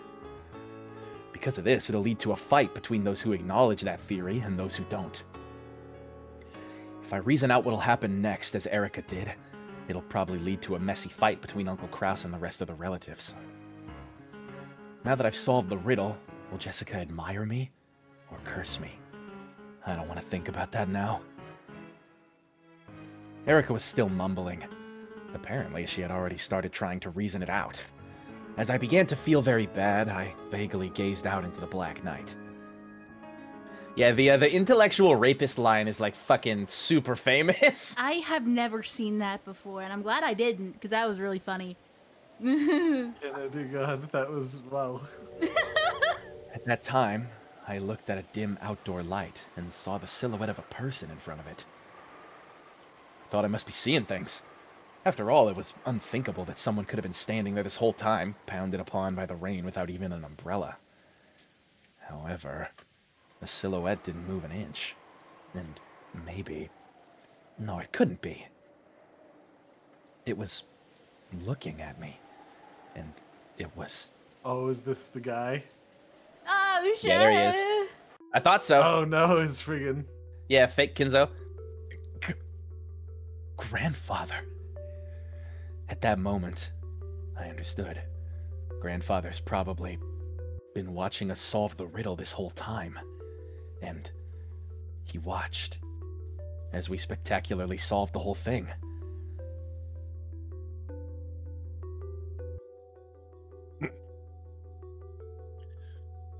Without a doubt, there was a faint smile on Grandfather's face. Grandfather, who had never worn anything except moody and frightening expressions, looked me in the eye and smiled at me for the first time. Almost as though he was saying, "How impudent, or else I never thought it would be you." However, this is still the result that Grandfather's epitaph chose, so I'm sure he accepted that result. In the end, he grinned one more time. Of course, he didn't use words. His smile seemed to be wordlessly saying, "Well done." I didn't know how I should respond. I couldn't do anything but stand there in shock, ignoring Erica as she crouched down, mumbling with her back towards me.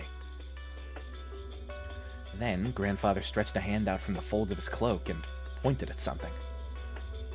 When I looked in that direction, there was... The thing he was pointing at was probably the signpost to the Golden Land. Go. I'm sure Grandfather said that one word. I nodded to show that I understood. After watching that, Grandfather nodded back, satisfied. Then, with a spin of his cloak, he disappeared, seeming to melt into the darkness. He did the vampire turn. Yeah. The expression on his face at the end was a smile that was, for the first time, truly satisfied. Are you listening, Battler-san? Did you hear my reasoning? I found it. That's the signpost to the Golden Land. Huh? Ah, it's facing a different direction than it used to. I see. So it means go that way. You've got some pretty good powers of observation. Oh, sorry. Grandfather told me about it. It's fine. Kinzo-san? Where is he? I'm going. Let's have a look at what you're showing us. Just what is this Golden Land? We started to walk. The entrance to the Golden Land was right there.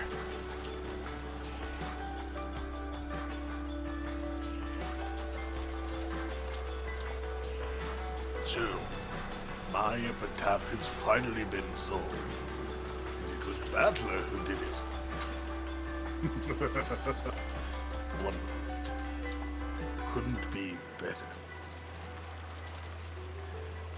When I think about it, I was also ahead that no one saw coming. I think that's Kinzo. Oh, you're right. You're right. You're right. When I think about it, it was also ahead that no one saw coming. Oh, yeah. How amusing that the one to succeed me is just as surprising. I'm pretty excited, dude. We've been building to this for a while. I have no more regrets in life. Beatrice, I am coming to join you, along with a present the miracle chosen by my epitaph. Is it Kinzo? I think so still. Battler. Of all people. That battler.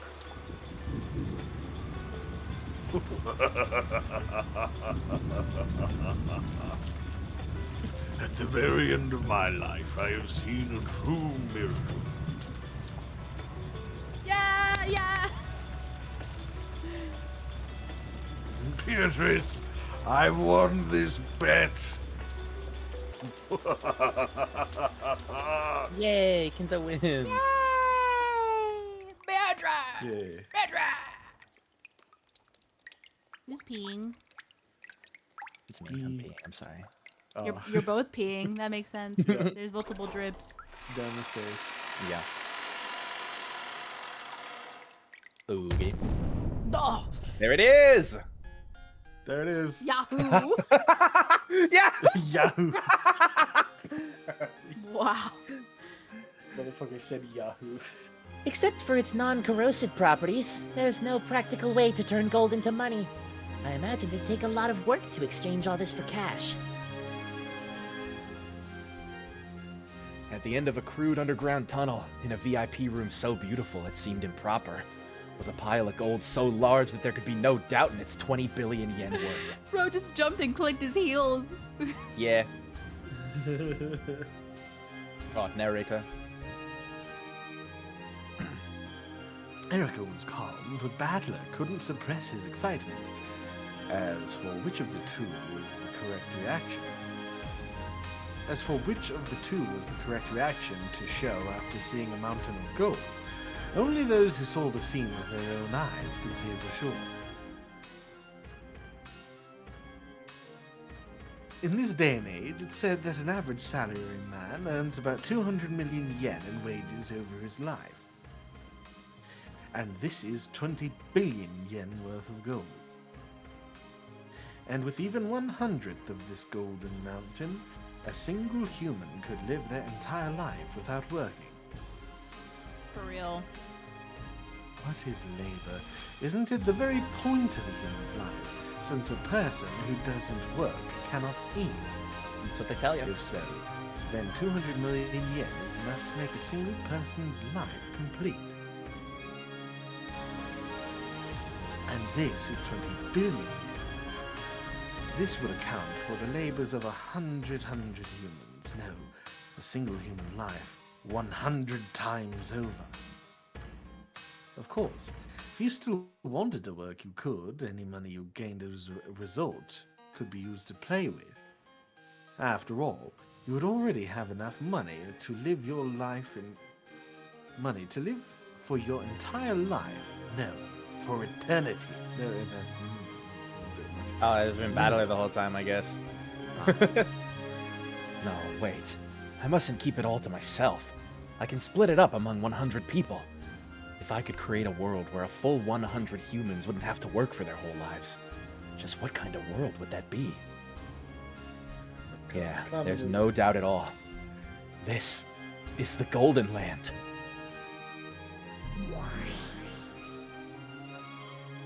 There you go.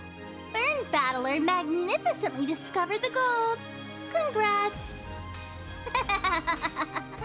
I had her hide the more sinful parts of it, but what's wrong with being just a little mean, right? Sure, do that as much as you like. I'm not interested in the micro details about what kind of riddle it was or what kind of answer it had. The important thing is that as a result, 10 tons of gold were discovered. Adam, that's really cool, Battler. Please give me money. I agree. The gold was discovered in the third game as well, by Aunt Ava. Aunt Rosa also witnessed it. However, the two of them hadn't spoken of the gold's discovery to anyone. In other words, there was a chance that the gold's discovery was a cat box truth kept between the two of them.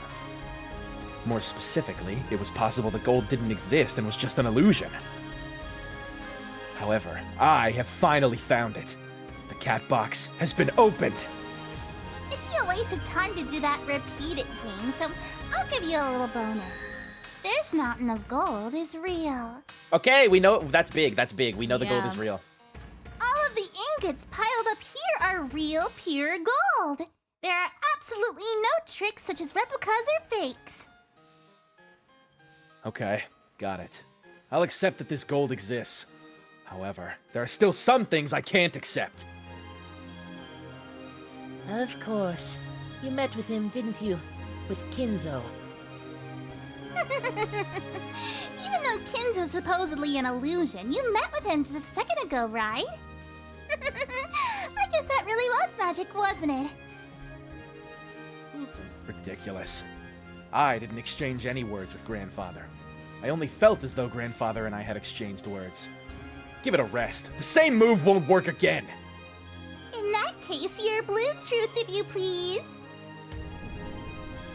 I was probably in an excited state after solving the epitaph's riddle. Then I mistook something for Grandfather. For example, maybe there was some kind of sheet or cover that had gotten caught in a dark grove of trees, which looked like Grandfather wearing a pitch-black cloak. As a result, I mistakenly thought that I'd had some sort of conversation with Grandfather. Blue truth. Valid. Well, I did say the exact same thing in blue. So, did it work? Where's your counter with the red truth? I have none. At least, not now, okay? Whoa. Gotta leave it open-ended. The me who'd let out a strange yell in front of the gold mountain was finally starting to regain his cool. Now that we found it, there's no covering it up. I vaguely considered keeping this discovery a secret.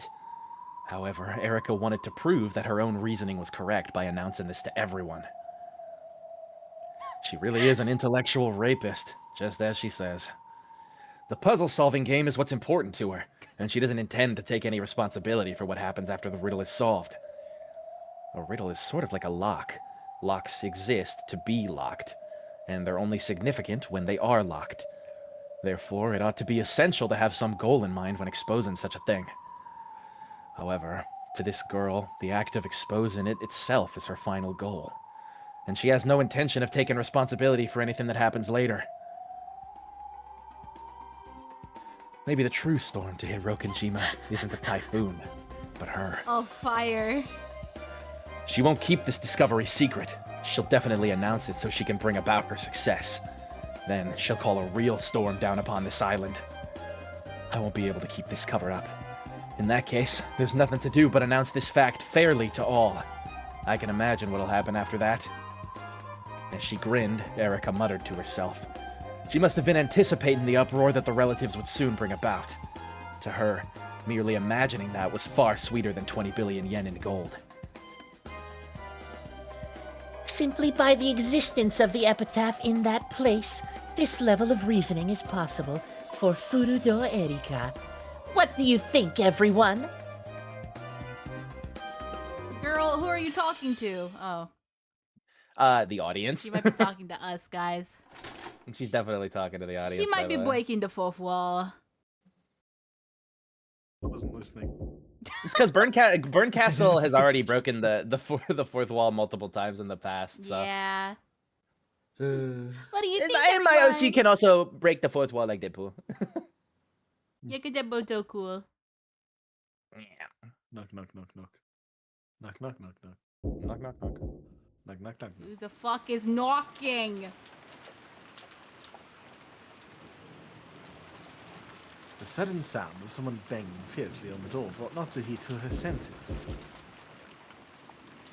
She had probably nodded off in the study, or planning how they would overcome the next day. But what could it be at a time like this? More importantly, the knock itself was strange. If someone wanted to contact her, they could have just used the internal phone line. She'd told them that she'd be here. Realizing that something strange was going on, Natsuhi shook her head one more time, completely throwing off her drowsiness. Father! Father! It's Ava! I have an urgent, vital matter to discuss with you! It was Ava's voice. What's this? I thought I told them to lock the doors and windows of the mansion tightly after everyone left for the guest house. So why is Ava here?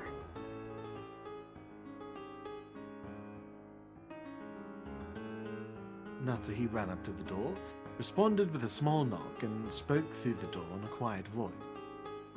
What is it? You're too noisy! Natsuhi-ne-san, why are you in Father's study at this hour? I told you to be quiet! Have you forgotten that the head values peace and silence more than anything else? Now's not the time to be saying that!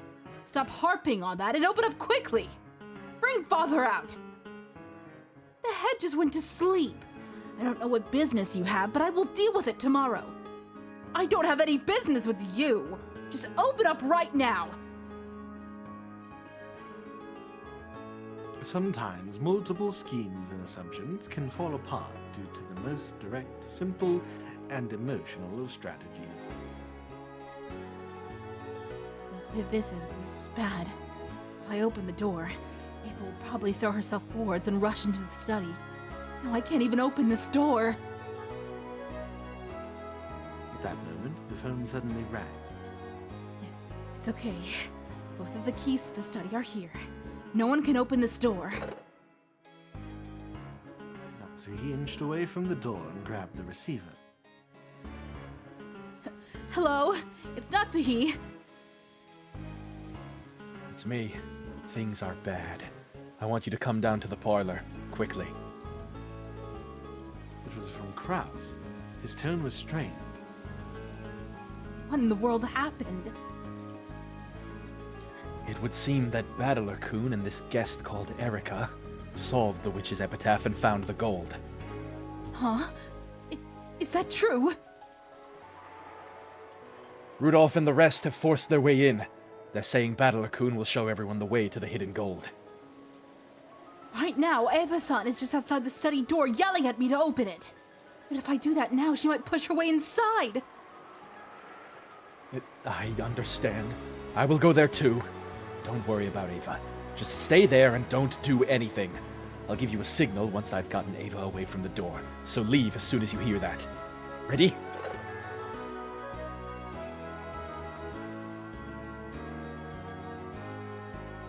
Right after that, Kraus came up the staircase accompanied by Genji. A heated debate started between him and Ava. Open up the door!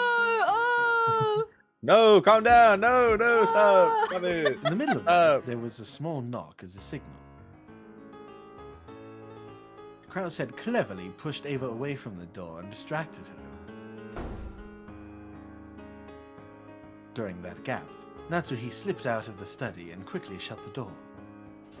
Ava noticed this, and her face twisted in disappointment, but the heavy sound of the auto lock had already rung out, and the door had been sealed. The gold of the epitaph has been found. It's only natural that we should inform Father about this. Or else what? Is there some reason you can't tell Father about this? Father gave strict orders that he not be awakened, no matter what, after he went to bed. Following those orders is the duty of the head's representative. Isn't that right, Genji-san? Yes. The master's sleep must not be disturbed, no matter what happens. Even a rule like that depends on time and circumstances, doesn't it? I mean, the epitaph was solved. Father has a right to know straight away. Of course, the two of us will report on everything to the head tomorrow. That's our duty as the head's representatives. I don't care about that. Come on, just open this door. Let me see Father. Father, can you hear me? It's Ava. Please open up. Ow, let go of me. That hurts. We're telling you to listen to us. Don't knock on the door so loudly. Ouch! Ow! Let go of me! Kraus-sama, Ava-sama, the master is sleeping. Please refrain from disturbing him any further. When Uncle Genji Genji. spoke firmly, the two of them finally ceased their scuffle. It seems that Genji The one who had spoken for Kinzo since they were very young still possessed an air of dignity, strong enough to handle both Kraus and Ava. Ava put her argument aside for the time being. She could hold off worrying about that until she saw the gold with her own eyes. After all, not even Ava had seen it for herself yet. Natsuhi and the others had managed to somehow deal with a momentary crisis. However, the move of the demons that would sneer upon their efforts had already begun. Battler, solve the riddle of the epitaph, you say?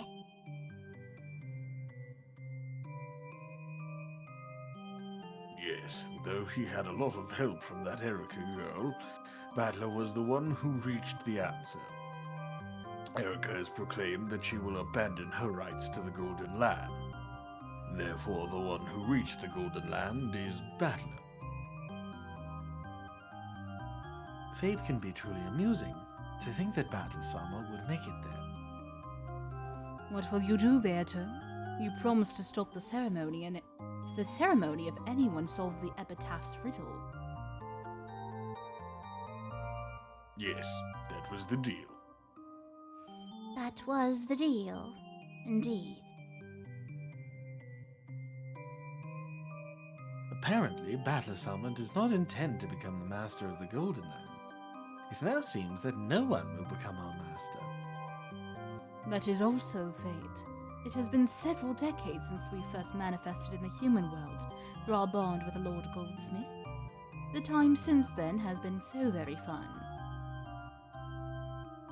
Come on, Leah, you sound like an old lady. So, what are we going to do? If we go by Riche and Goldsmith's rules, now that Battle has solved the epitaph and decided not to become our master, we've been relieved from duty, right?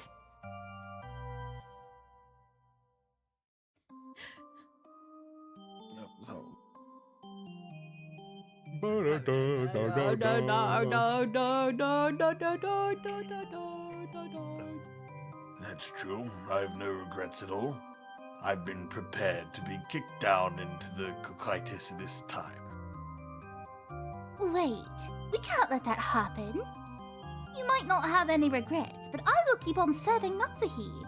It would be quite irresponsible to let ourselves be relieved from duty just because Battler solved the epitaph. Witches are forbidden from breaking contracts, but they also must not fail to show gratitude. True. We should serve her until the family conference ends. In that case, you won't be relieved from duty for a while either, Lord Goldsmith. Perhaps you should wait until you've overcome this family conference safely, said goodbye to Natsuhi-sama at the very least, and if possible, reward her for all her efforts. Indeed, she has done well supporting my foolish son. You're a fallen angel with one of its wings plucked off onto you. Just leave the other wing as a parting gift and go. Indeed, perhaps that would be fitting. Natsuhi may be worthy of bearing my wing. However, we are approaching the critical moment. Your reward is waiting for you. Try and make it through this test unscathed, Natsuhi.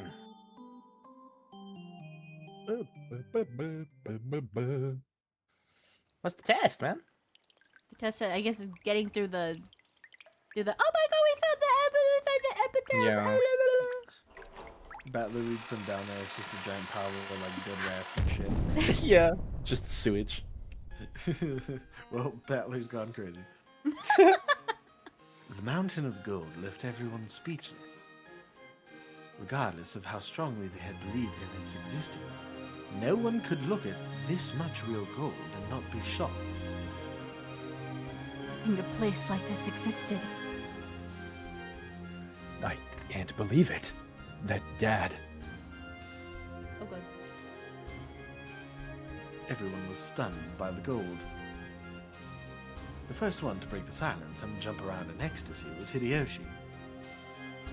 Letting out an excited laugh, he clung to the wall of gold. Then he felt the cold, hard touch of it all over his cheek. This is incredible! It's the real thing! Oh, that's Rudolph. Damn dad of ours, sticking this much gold in such a ridiculous place. Now that we have this much, we no longer have anything to fear. They're gonna share, right? With this, we can overcome any kind of trial. Rosa! Son, we'll be able to find happiness with this, right?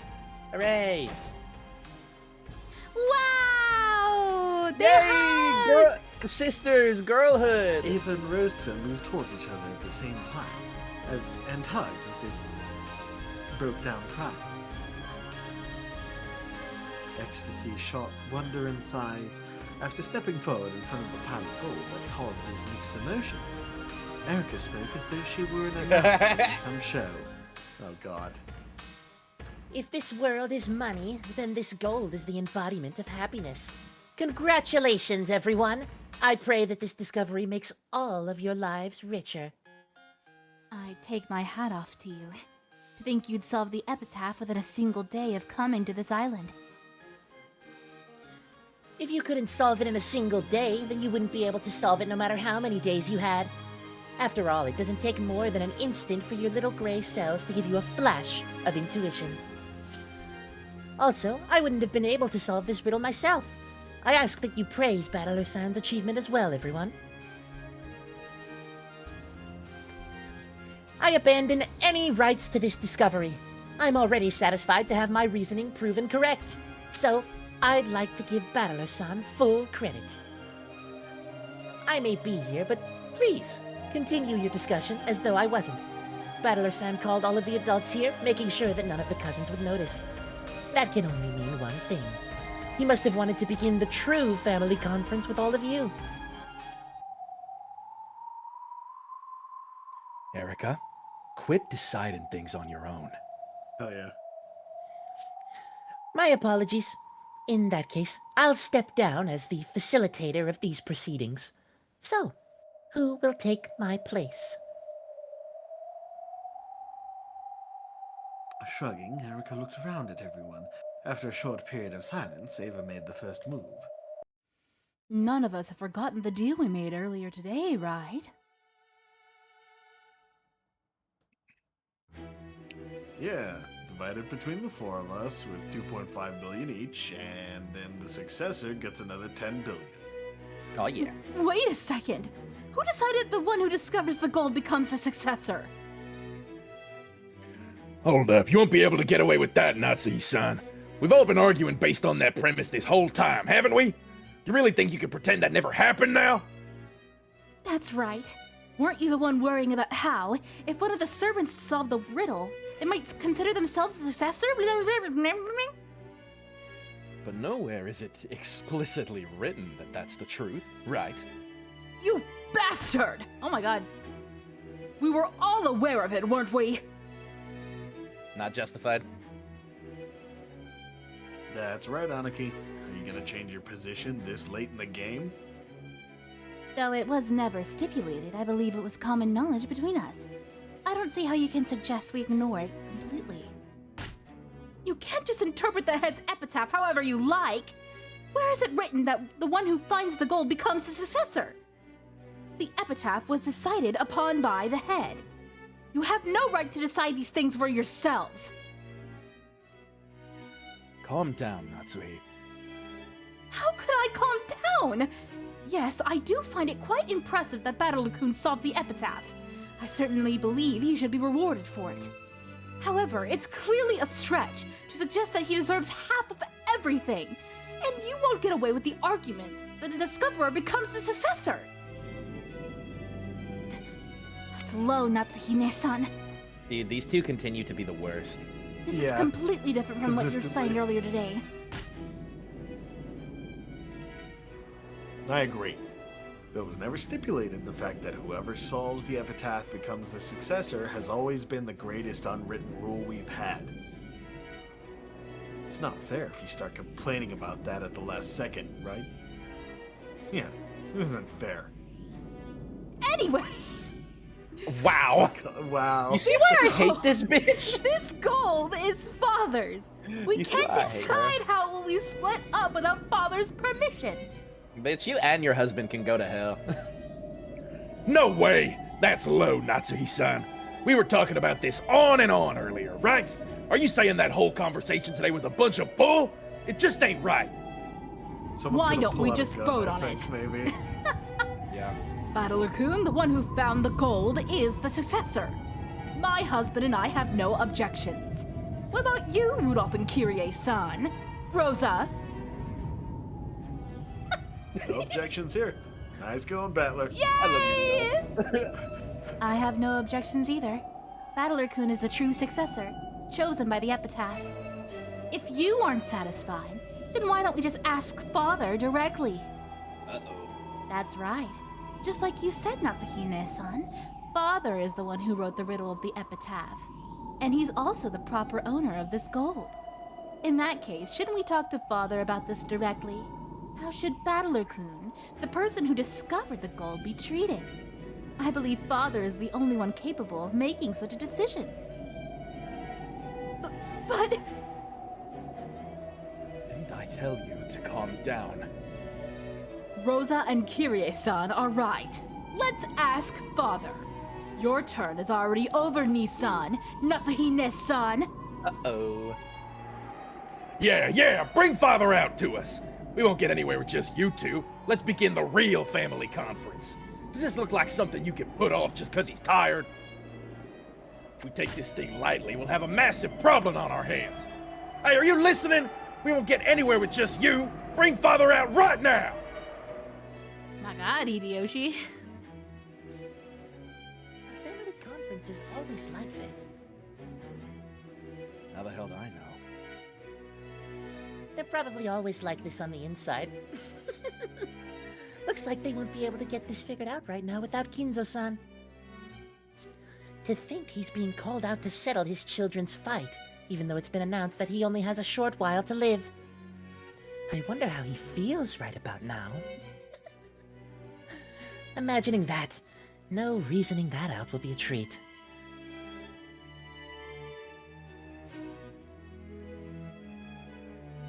The parents ignored Battler and Erica and kept yelling at each other on and on.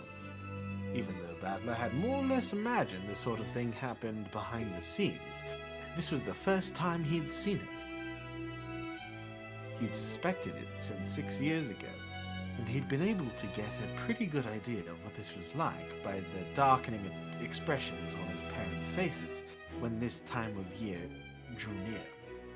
However, this argument his relatives were having before his very eyes was much more ugly than he'd imagined. And that's why he was very glad he'd called the adults out here without letting the cousins catch wind of anything.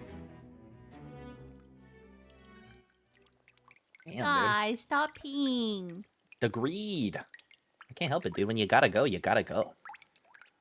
Perhaps because everyone was tired out from this seemingly endless argument, they took a short break. It was decided that this family conference inside the Golden Land should be moved over to the mansion.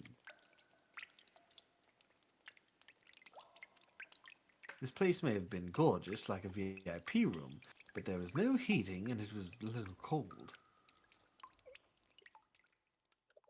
It wasn't well suited for a long conversation. They thought of the possibility that someone might snatch the gold while their backs was turned.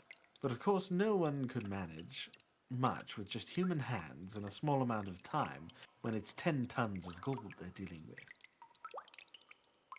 In fact, it might be said that having this mountain of gold in the background was actually robbing them of the ability to make sound decisions. So they agreed to return to the mansion in part so they could regain their composure and continue the conference more cold-bloodedly. Damn. Like that's gonna change anything, dude. Literally everybody was cool with the way things were gonna go, and then Yeah. fucking bum and bum wife had to ruin it for everybody. Bum and bum wife. Then, if you would excuse me for the night, I imagine I'd just get in the way if I remained any longer. Yeah, sorry. Did we bother you too much? Yes, you're all completely asinine. Let us show our You've no right gratitude to say again that. tomorrow. Sorry for letting you see such an embarrassing side of us. You said that you refused, but allow us to prepare a fitting portion out of gratitude for you as one of the first to discover the gold. Right, Nisan? Yes, we know what you're capable of. I think you can grasp our current circumstances.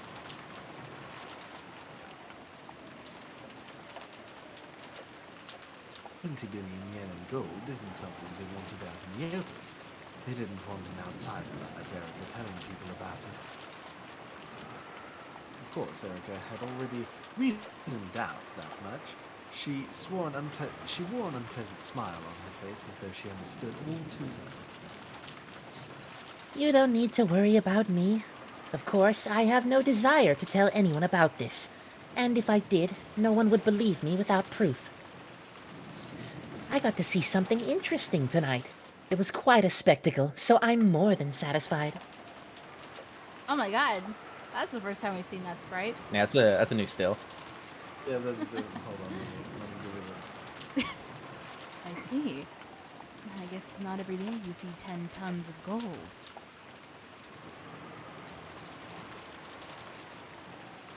Seeing the gold was the spectacle?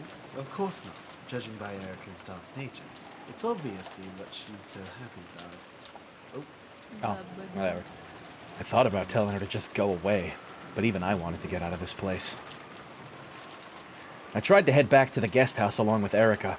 However, Kirie-san grabbed my shoulder. You can't go, Battler-kun. Please come with us. Oh god.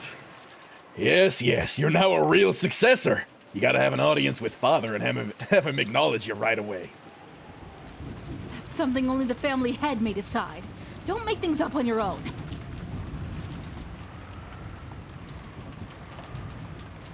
Battler, I realize it'll be a pain, but stick around with us for a bit longer.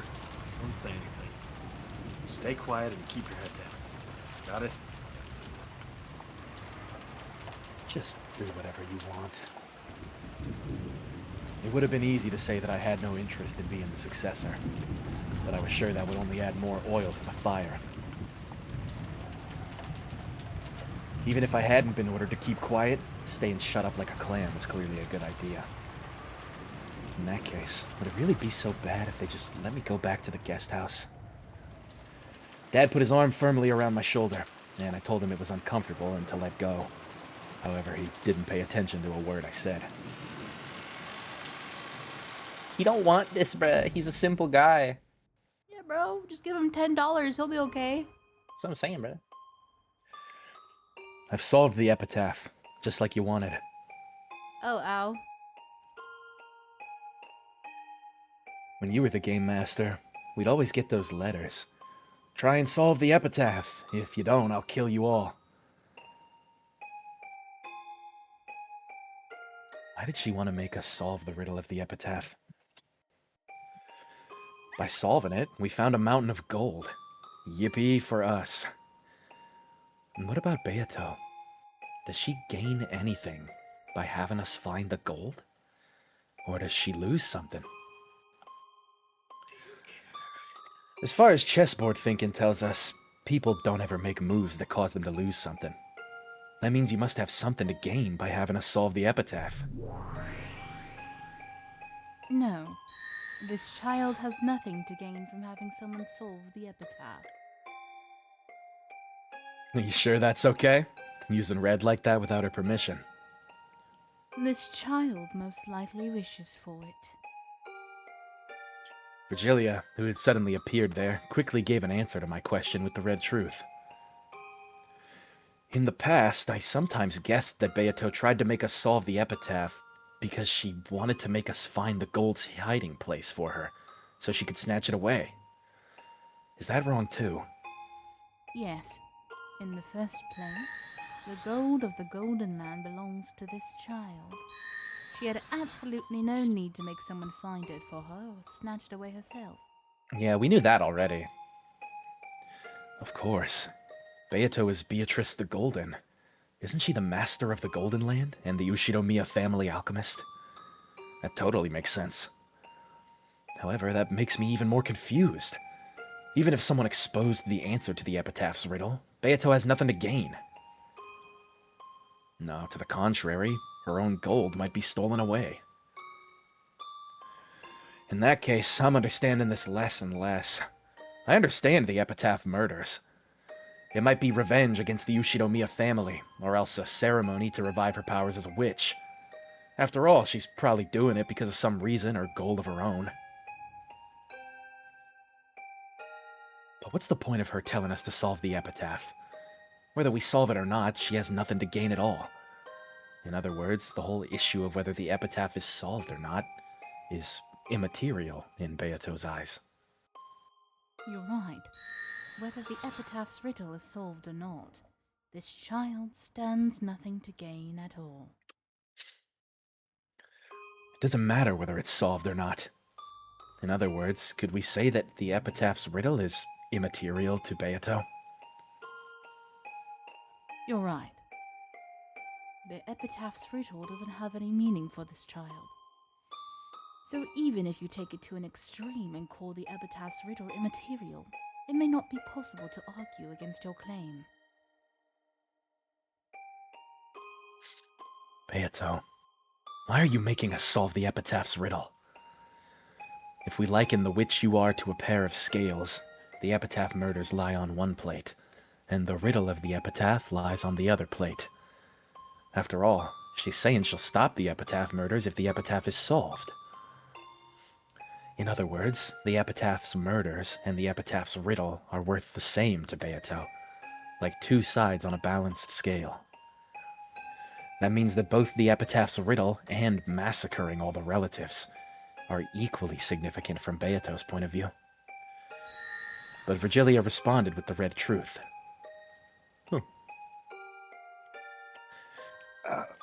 Regardless of whether the epitaph is solved or not, Beato has nothing to gain. You don't understand. It don't matter. If she has nothing to gain, then this epitaph's riddle is meaningless and immaterial to Beato. In that case, how much are the epitaph murders which lie on the other side of the scales and are equal to the epitaph riddles in value? How much are they worth to her? Think. Don't stop thinking. The epitaph murders and solving the riddle of the epitaph have equal worth. As long as the epitaph murders, which are Beato's goal each time, have this single way that they can be stopped, a way that she decided on herself, both are worth the same thing to her. X equals Y, and whether the epitaph's riddle is solved or not, Beato has nothing to gain. Y equals 0. So in this case, what is X?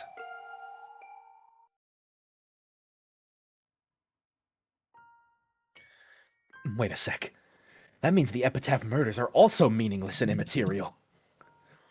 Every time she performs these bizarre serial murders, she's willing to spend an incredible amount of effort to politely send advance notice and then kill us one by one in accordance with the epitaph, never getting exposed. So all of that is meaningless to her? I spun the chessboard around and searched through Beato's moves over and over. This is always the first place I stumble. The significance of the epitaph murders. Why did she have to commit to serial murders in a way that reproduced the witch's epitaph? If she wanted to kill the whole Ushinomiya family for revenge, it'd be much simpler, safer, and more reliable if she just put poison into their dinner. Or else went around killing people one by one in the middle of the night while they were sleeping. However, on the first evening, Beato sent us a letter that sounded like an advance notice, and then carried out a 3-part serial murder with large gaps in between. The 6 people of the first twilight, the 2 people of the second twilight, and the 5 people of the fourth and later twilights. We aren't fools. Once the first murders occur, we barricade ourselves in somewhere to stave off any further murders. Furthermore, we quickly suspect a culprit among us and start analyzing each other's alibis. As the victims increase, the number of suspects decreases automatically, and Beato's chances of success in this serial murder drop closer and closer to zero. All the Epitaph murders are like she's strangling her own neck, making it harder to succeed in the serial murder she's attempting. All for a useless embellishment. All just for show. She's raising the difficulty of completing her own objective. That does follow. She really is a strange child. Did you know? In mystery novels, they call things like these epitaph murders plotline murders. I think you can split the possible motives for plotline murders like this into 3 groups. And what are those? Well, first off, maybe following the epitaph gives rise to misconceptions about evidence and alibis, which might benefit the culprit. Pretending to be dead and mixing yourself in with the victims would fit this pattern.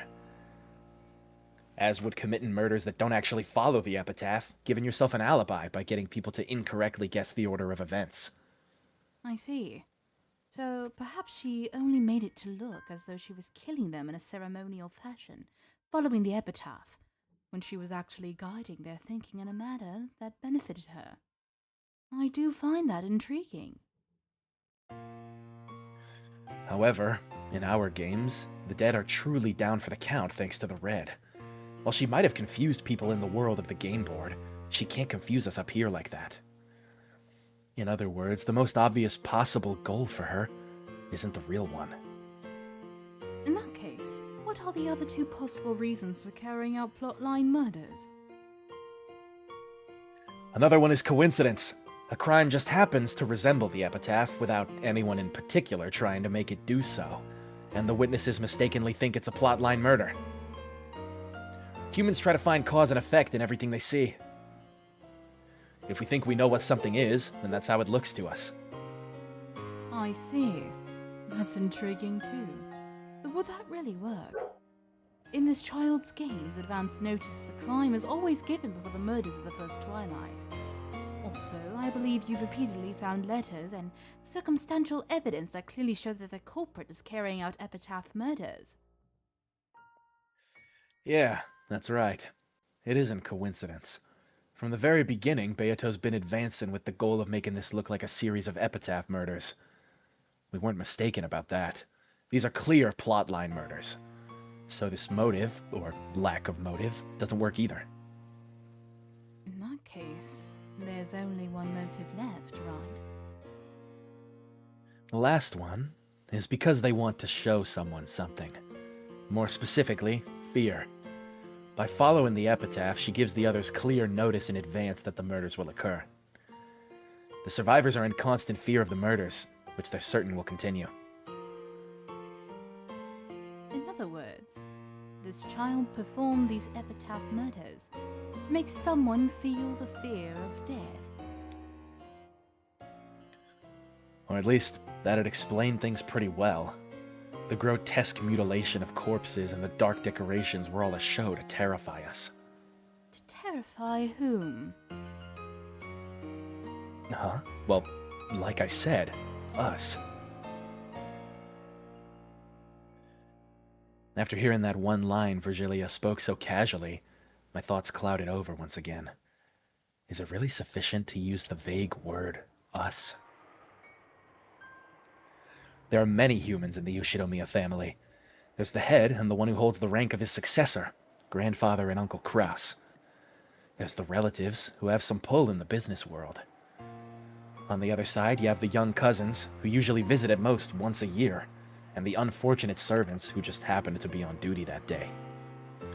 Even if the culprit hates all of us, there should be clear differences in how much they hate some of us compared to the others. So it should be possible to pick out people amongst us that the culprit especially wanted to terrorize or have revenge against. If we liken this to a kid eating dessert, isn't the strawberry on top of a shortcake the part you should eat last?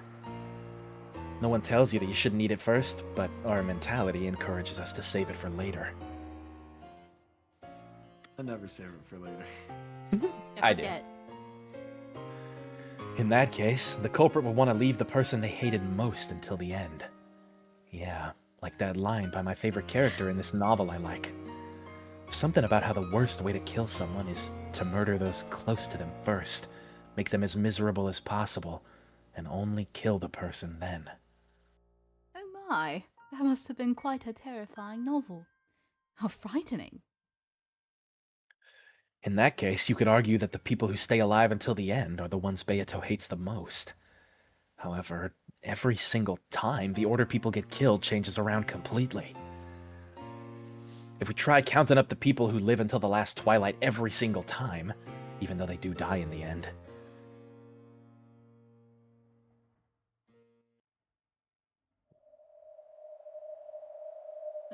I'm the only one. Let me first speak with the Red. Battler-kun isn't the culprit. Battler-kun didn't kill anyone. This can be said of all games. Yeah, he's the only one who's known to be truly innocent. Then that just makes it even more likely that it's me.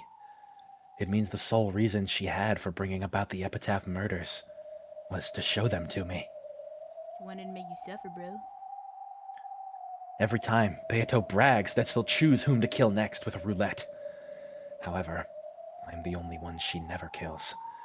Though she does kill me in the end, she leaves me be until the very last moment. In all of these supposedly random games, there's only this one unchanging constant. She wants revenge? Against me? So, is she performing the Epitaph murders to make me feel fear? That's wrong. Her goal is not to make someone experience fear, and it isn't to have revenge on someone either. In that case, the Epitaph murders really don't mean anything to her. The Epitaph's riddle is meaningless, and the corresponding Epitaph murders are also meaningless. X equals Y equals 0. But even so, she's clearly trying to show these meaningless things to me. What could she want from me that it'd be worth the same to her as something meaningless? I don't get it!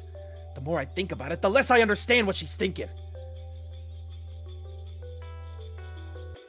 Beatrice, a fickle witch who committed a meaningless, worthless string of serial murders. Even the Epitaph's riddle, which that witch used as the trigger that could suspend the serial murders, is meaningless, immaterial. And yet, she's thrusting this meaningless, immaterial thing in front of my face.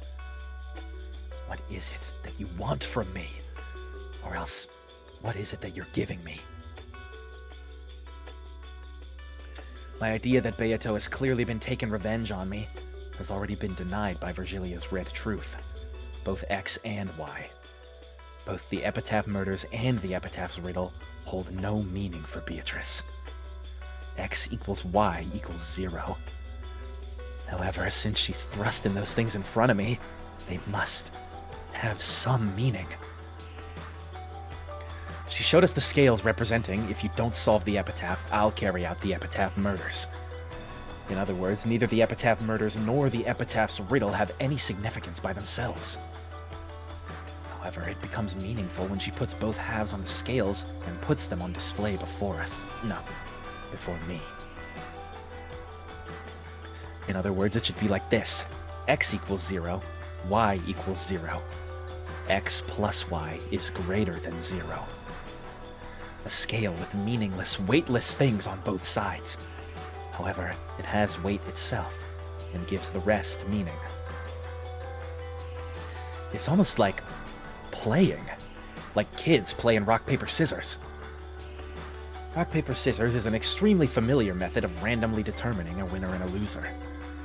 You sometimes wager some sort of reward on the outcome, but kids often do rock, paper, scissors just to play, without betting anything in particular.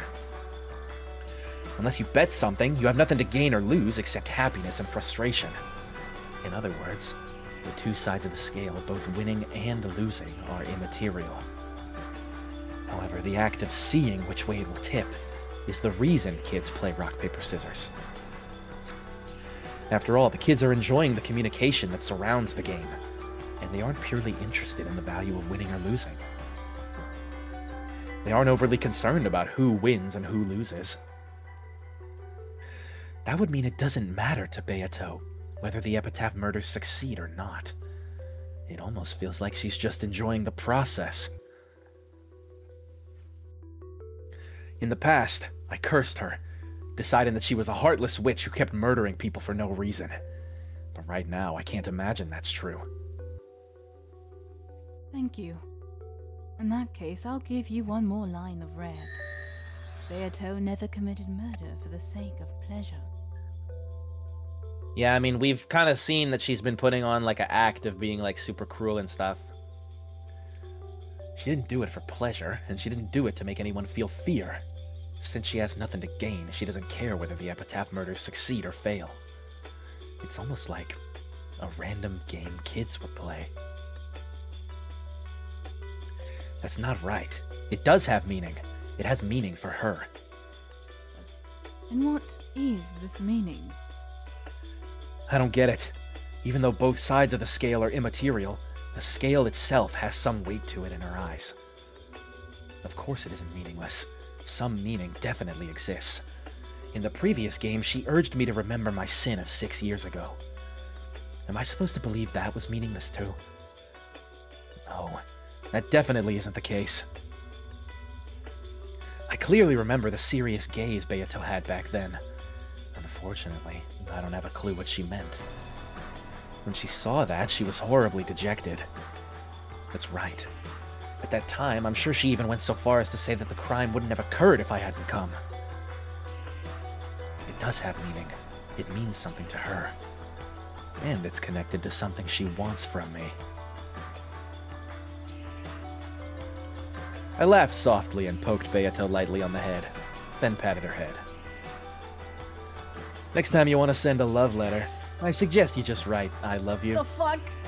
If you make it too roundabout and confusing, no one's gonna be able to figure it out.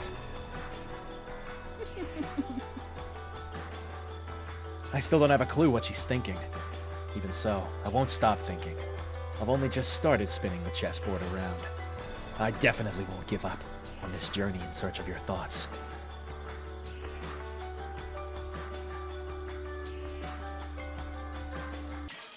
Damn. Well, shit. All right, I think that's a good place to end it. All right, call that the stopping place. All right.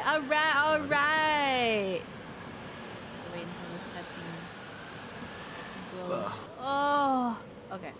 Lamp. Yeah, lamp. We have ended on lamp. Yeah. Hooray! Thank you everybody for coming. Whoa, whoa, whoa, whoa, whoa, whoa, whoa, whoa, whoa.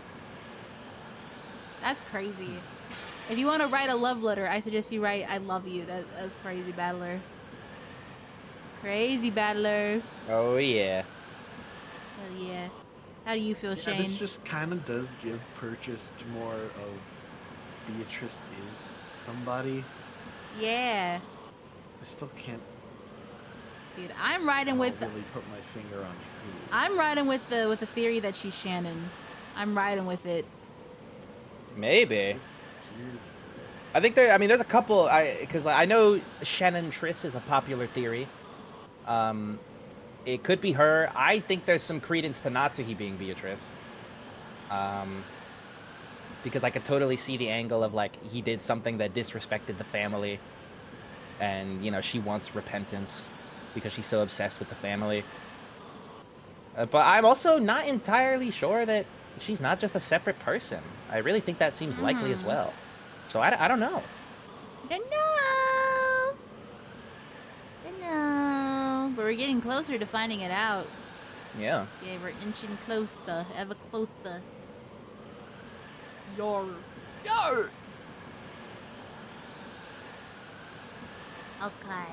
Thank you everybody for coming. Yeah, thank you, We'll thank you. hopefully see you next week. Yeah. Yeah.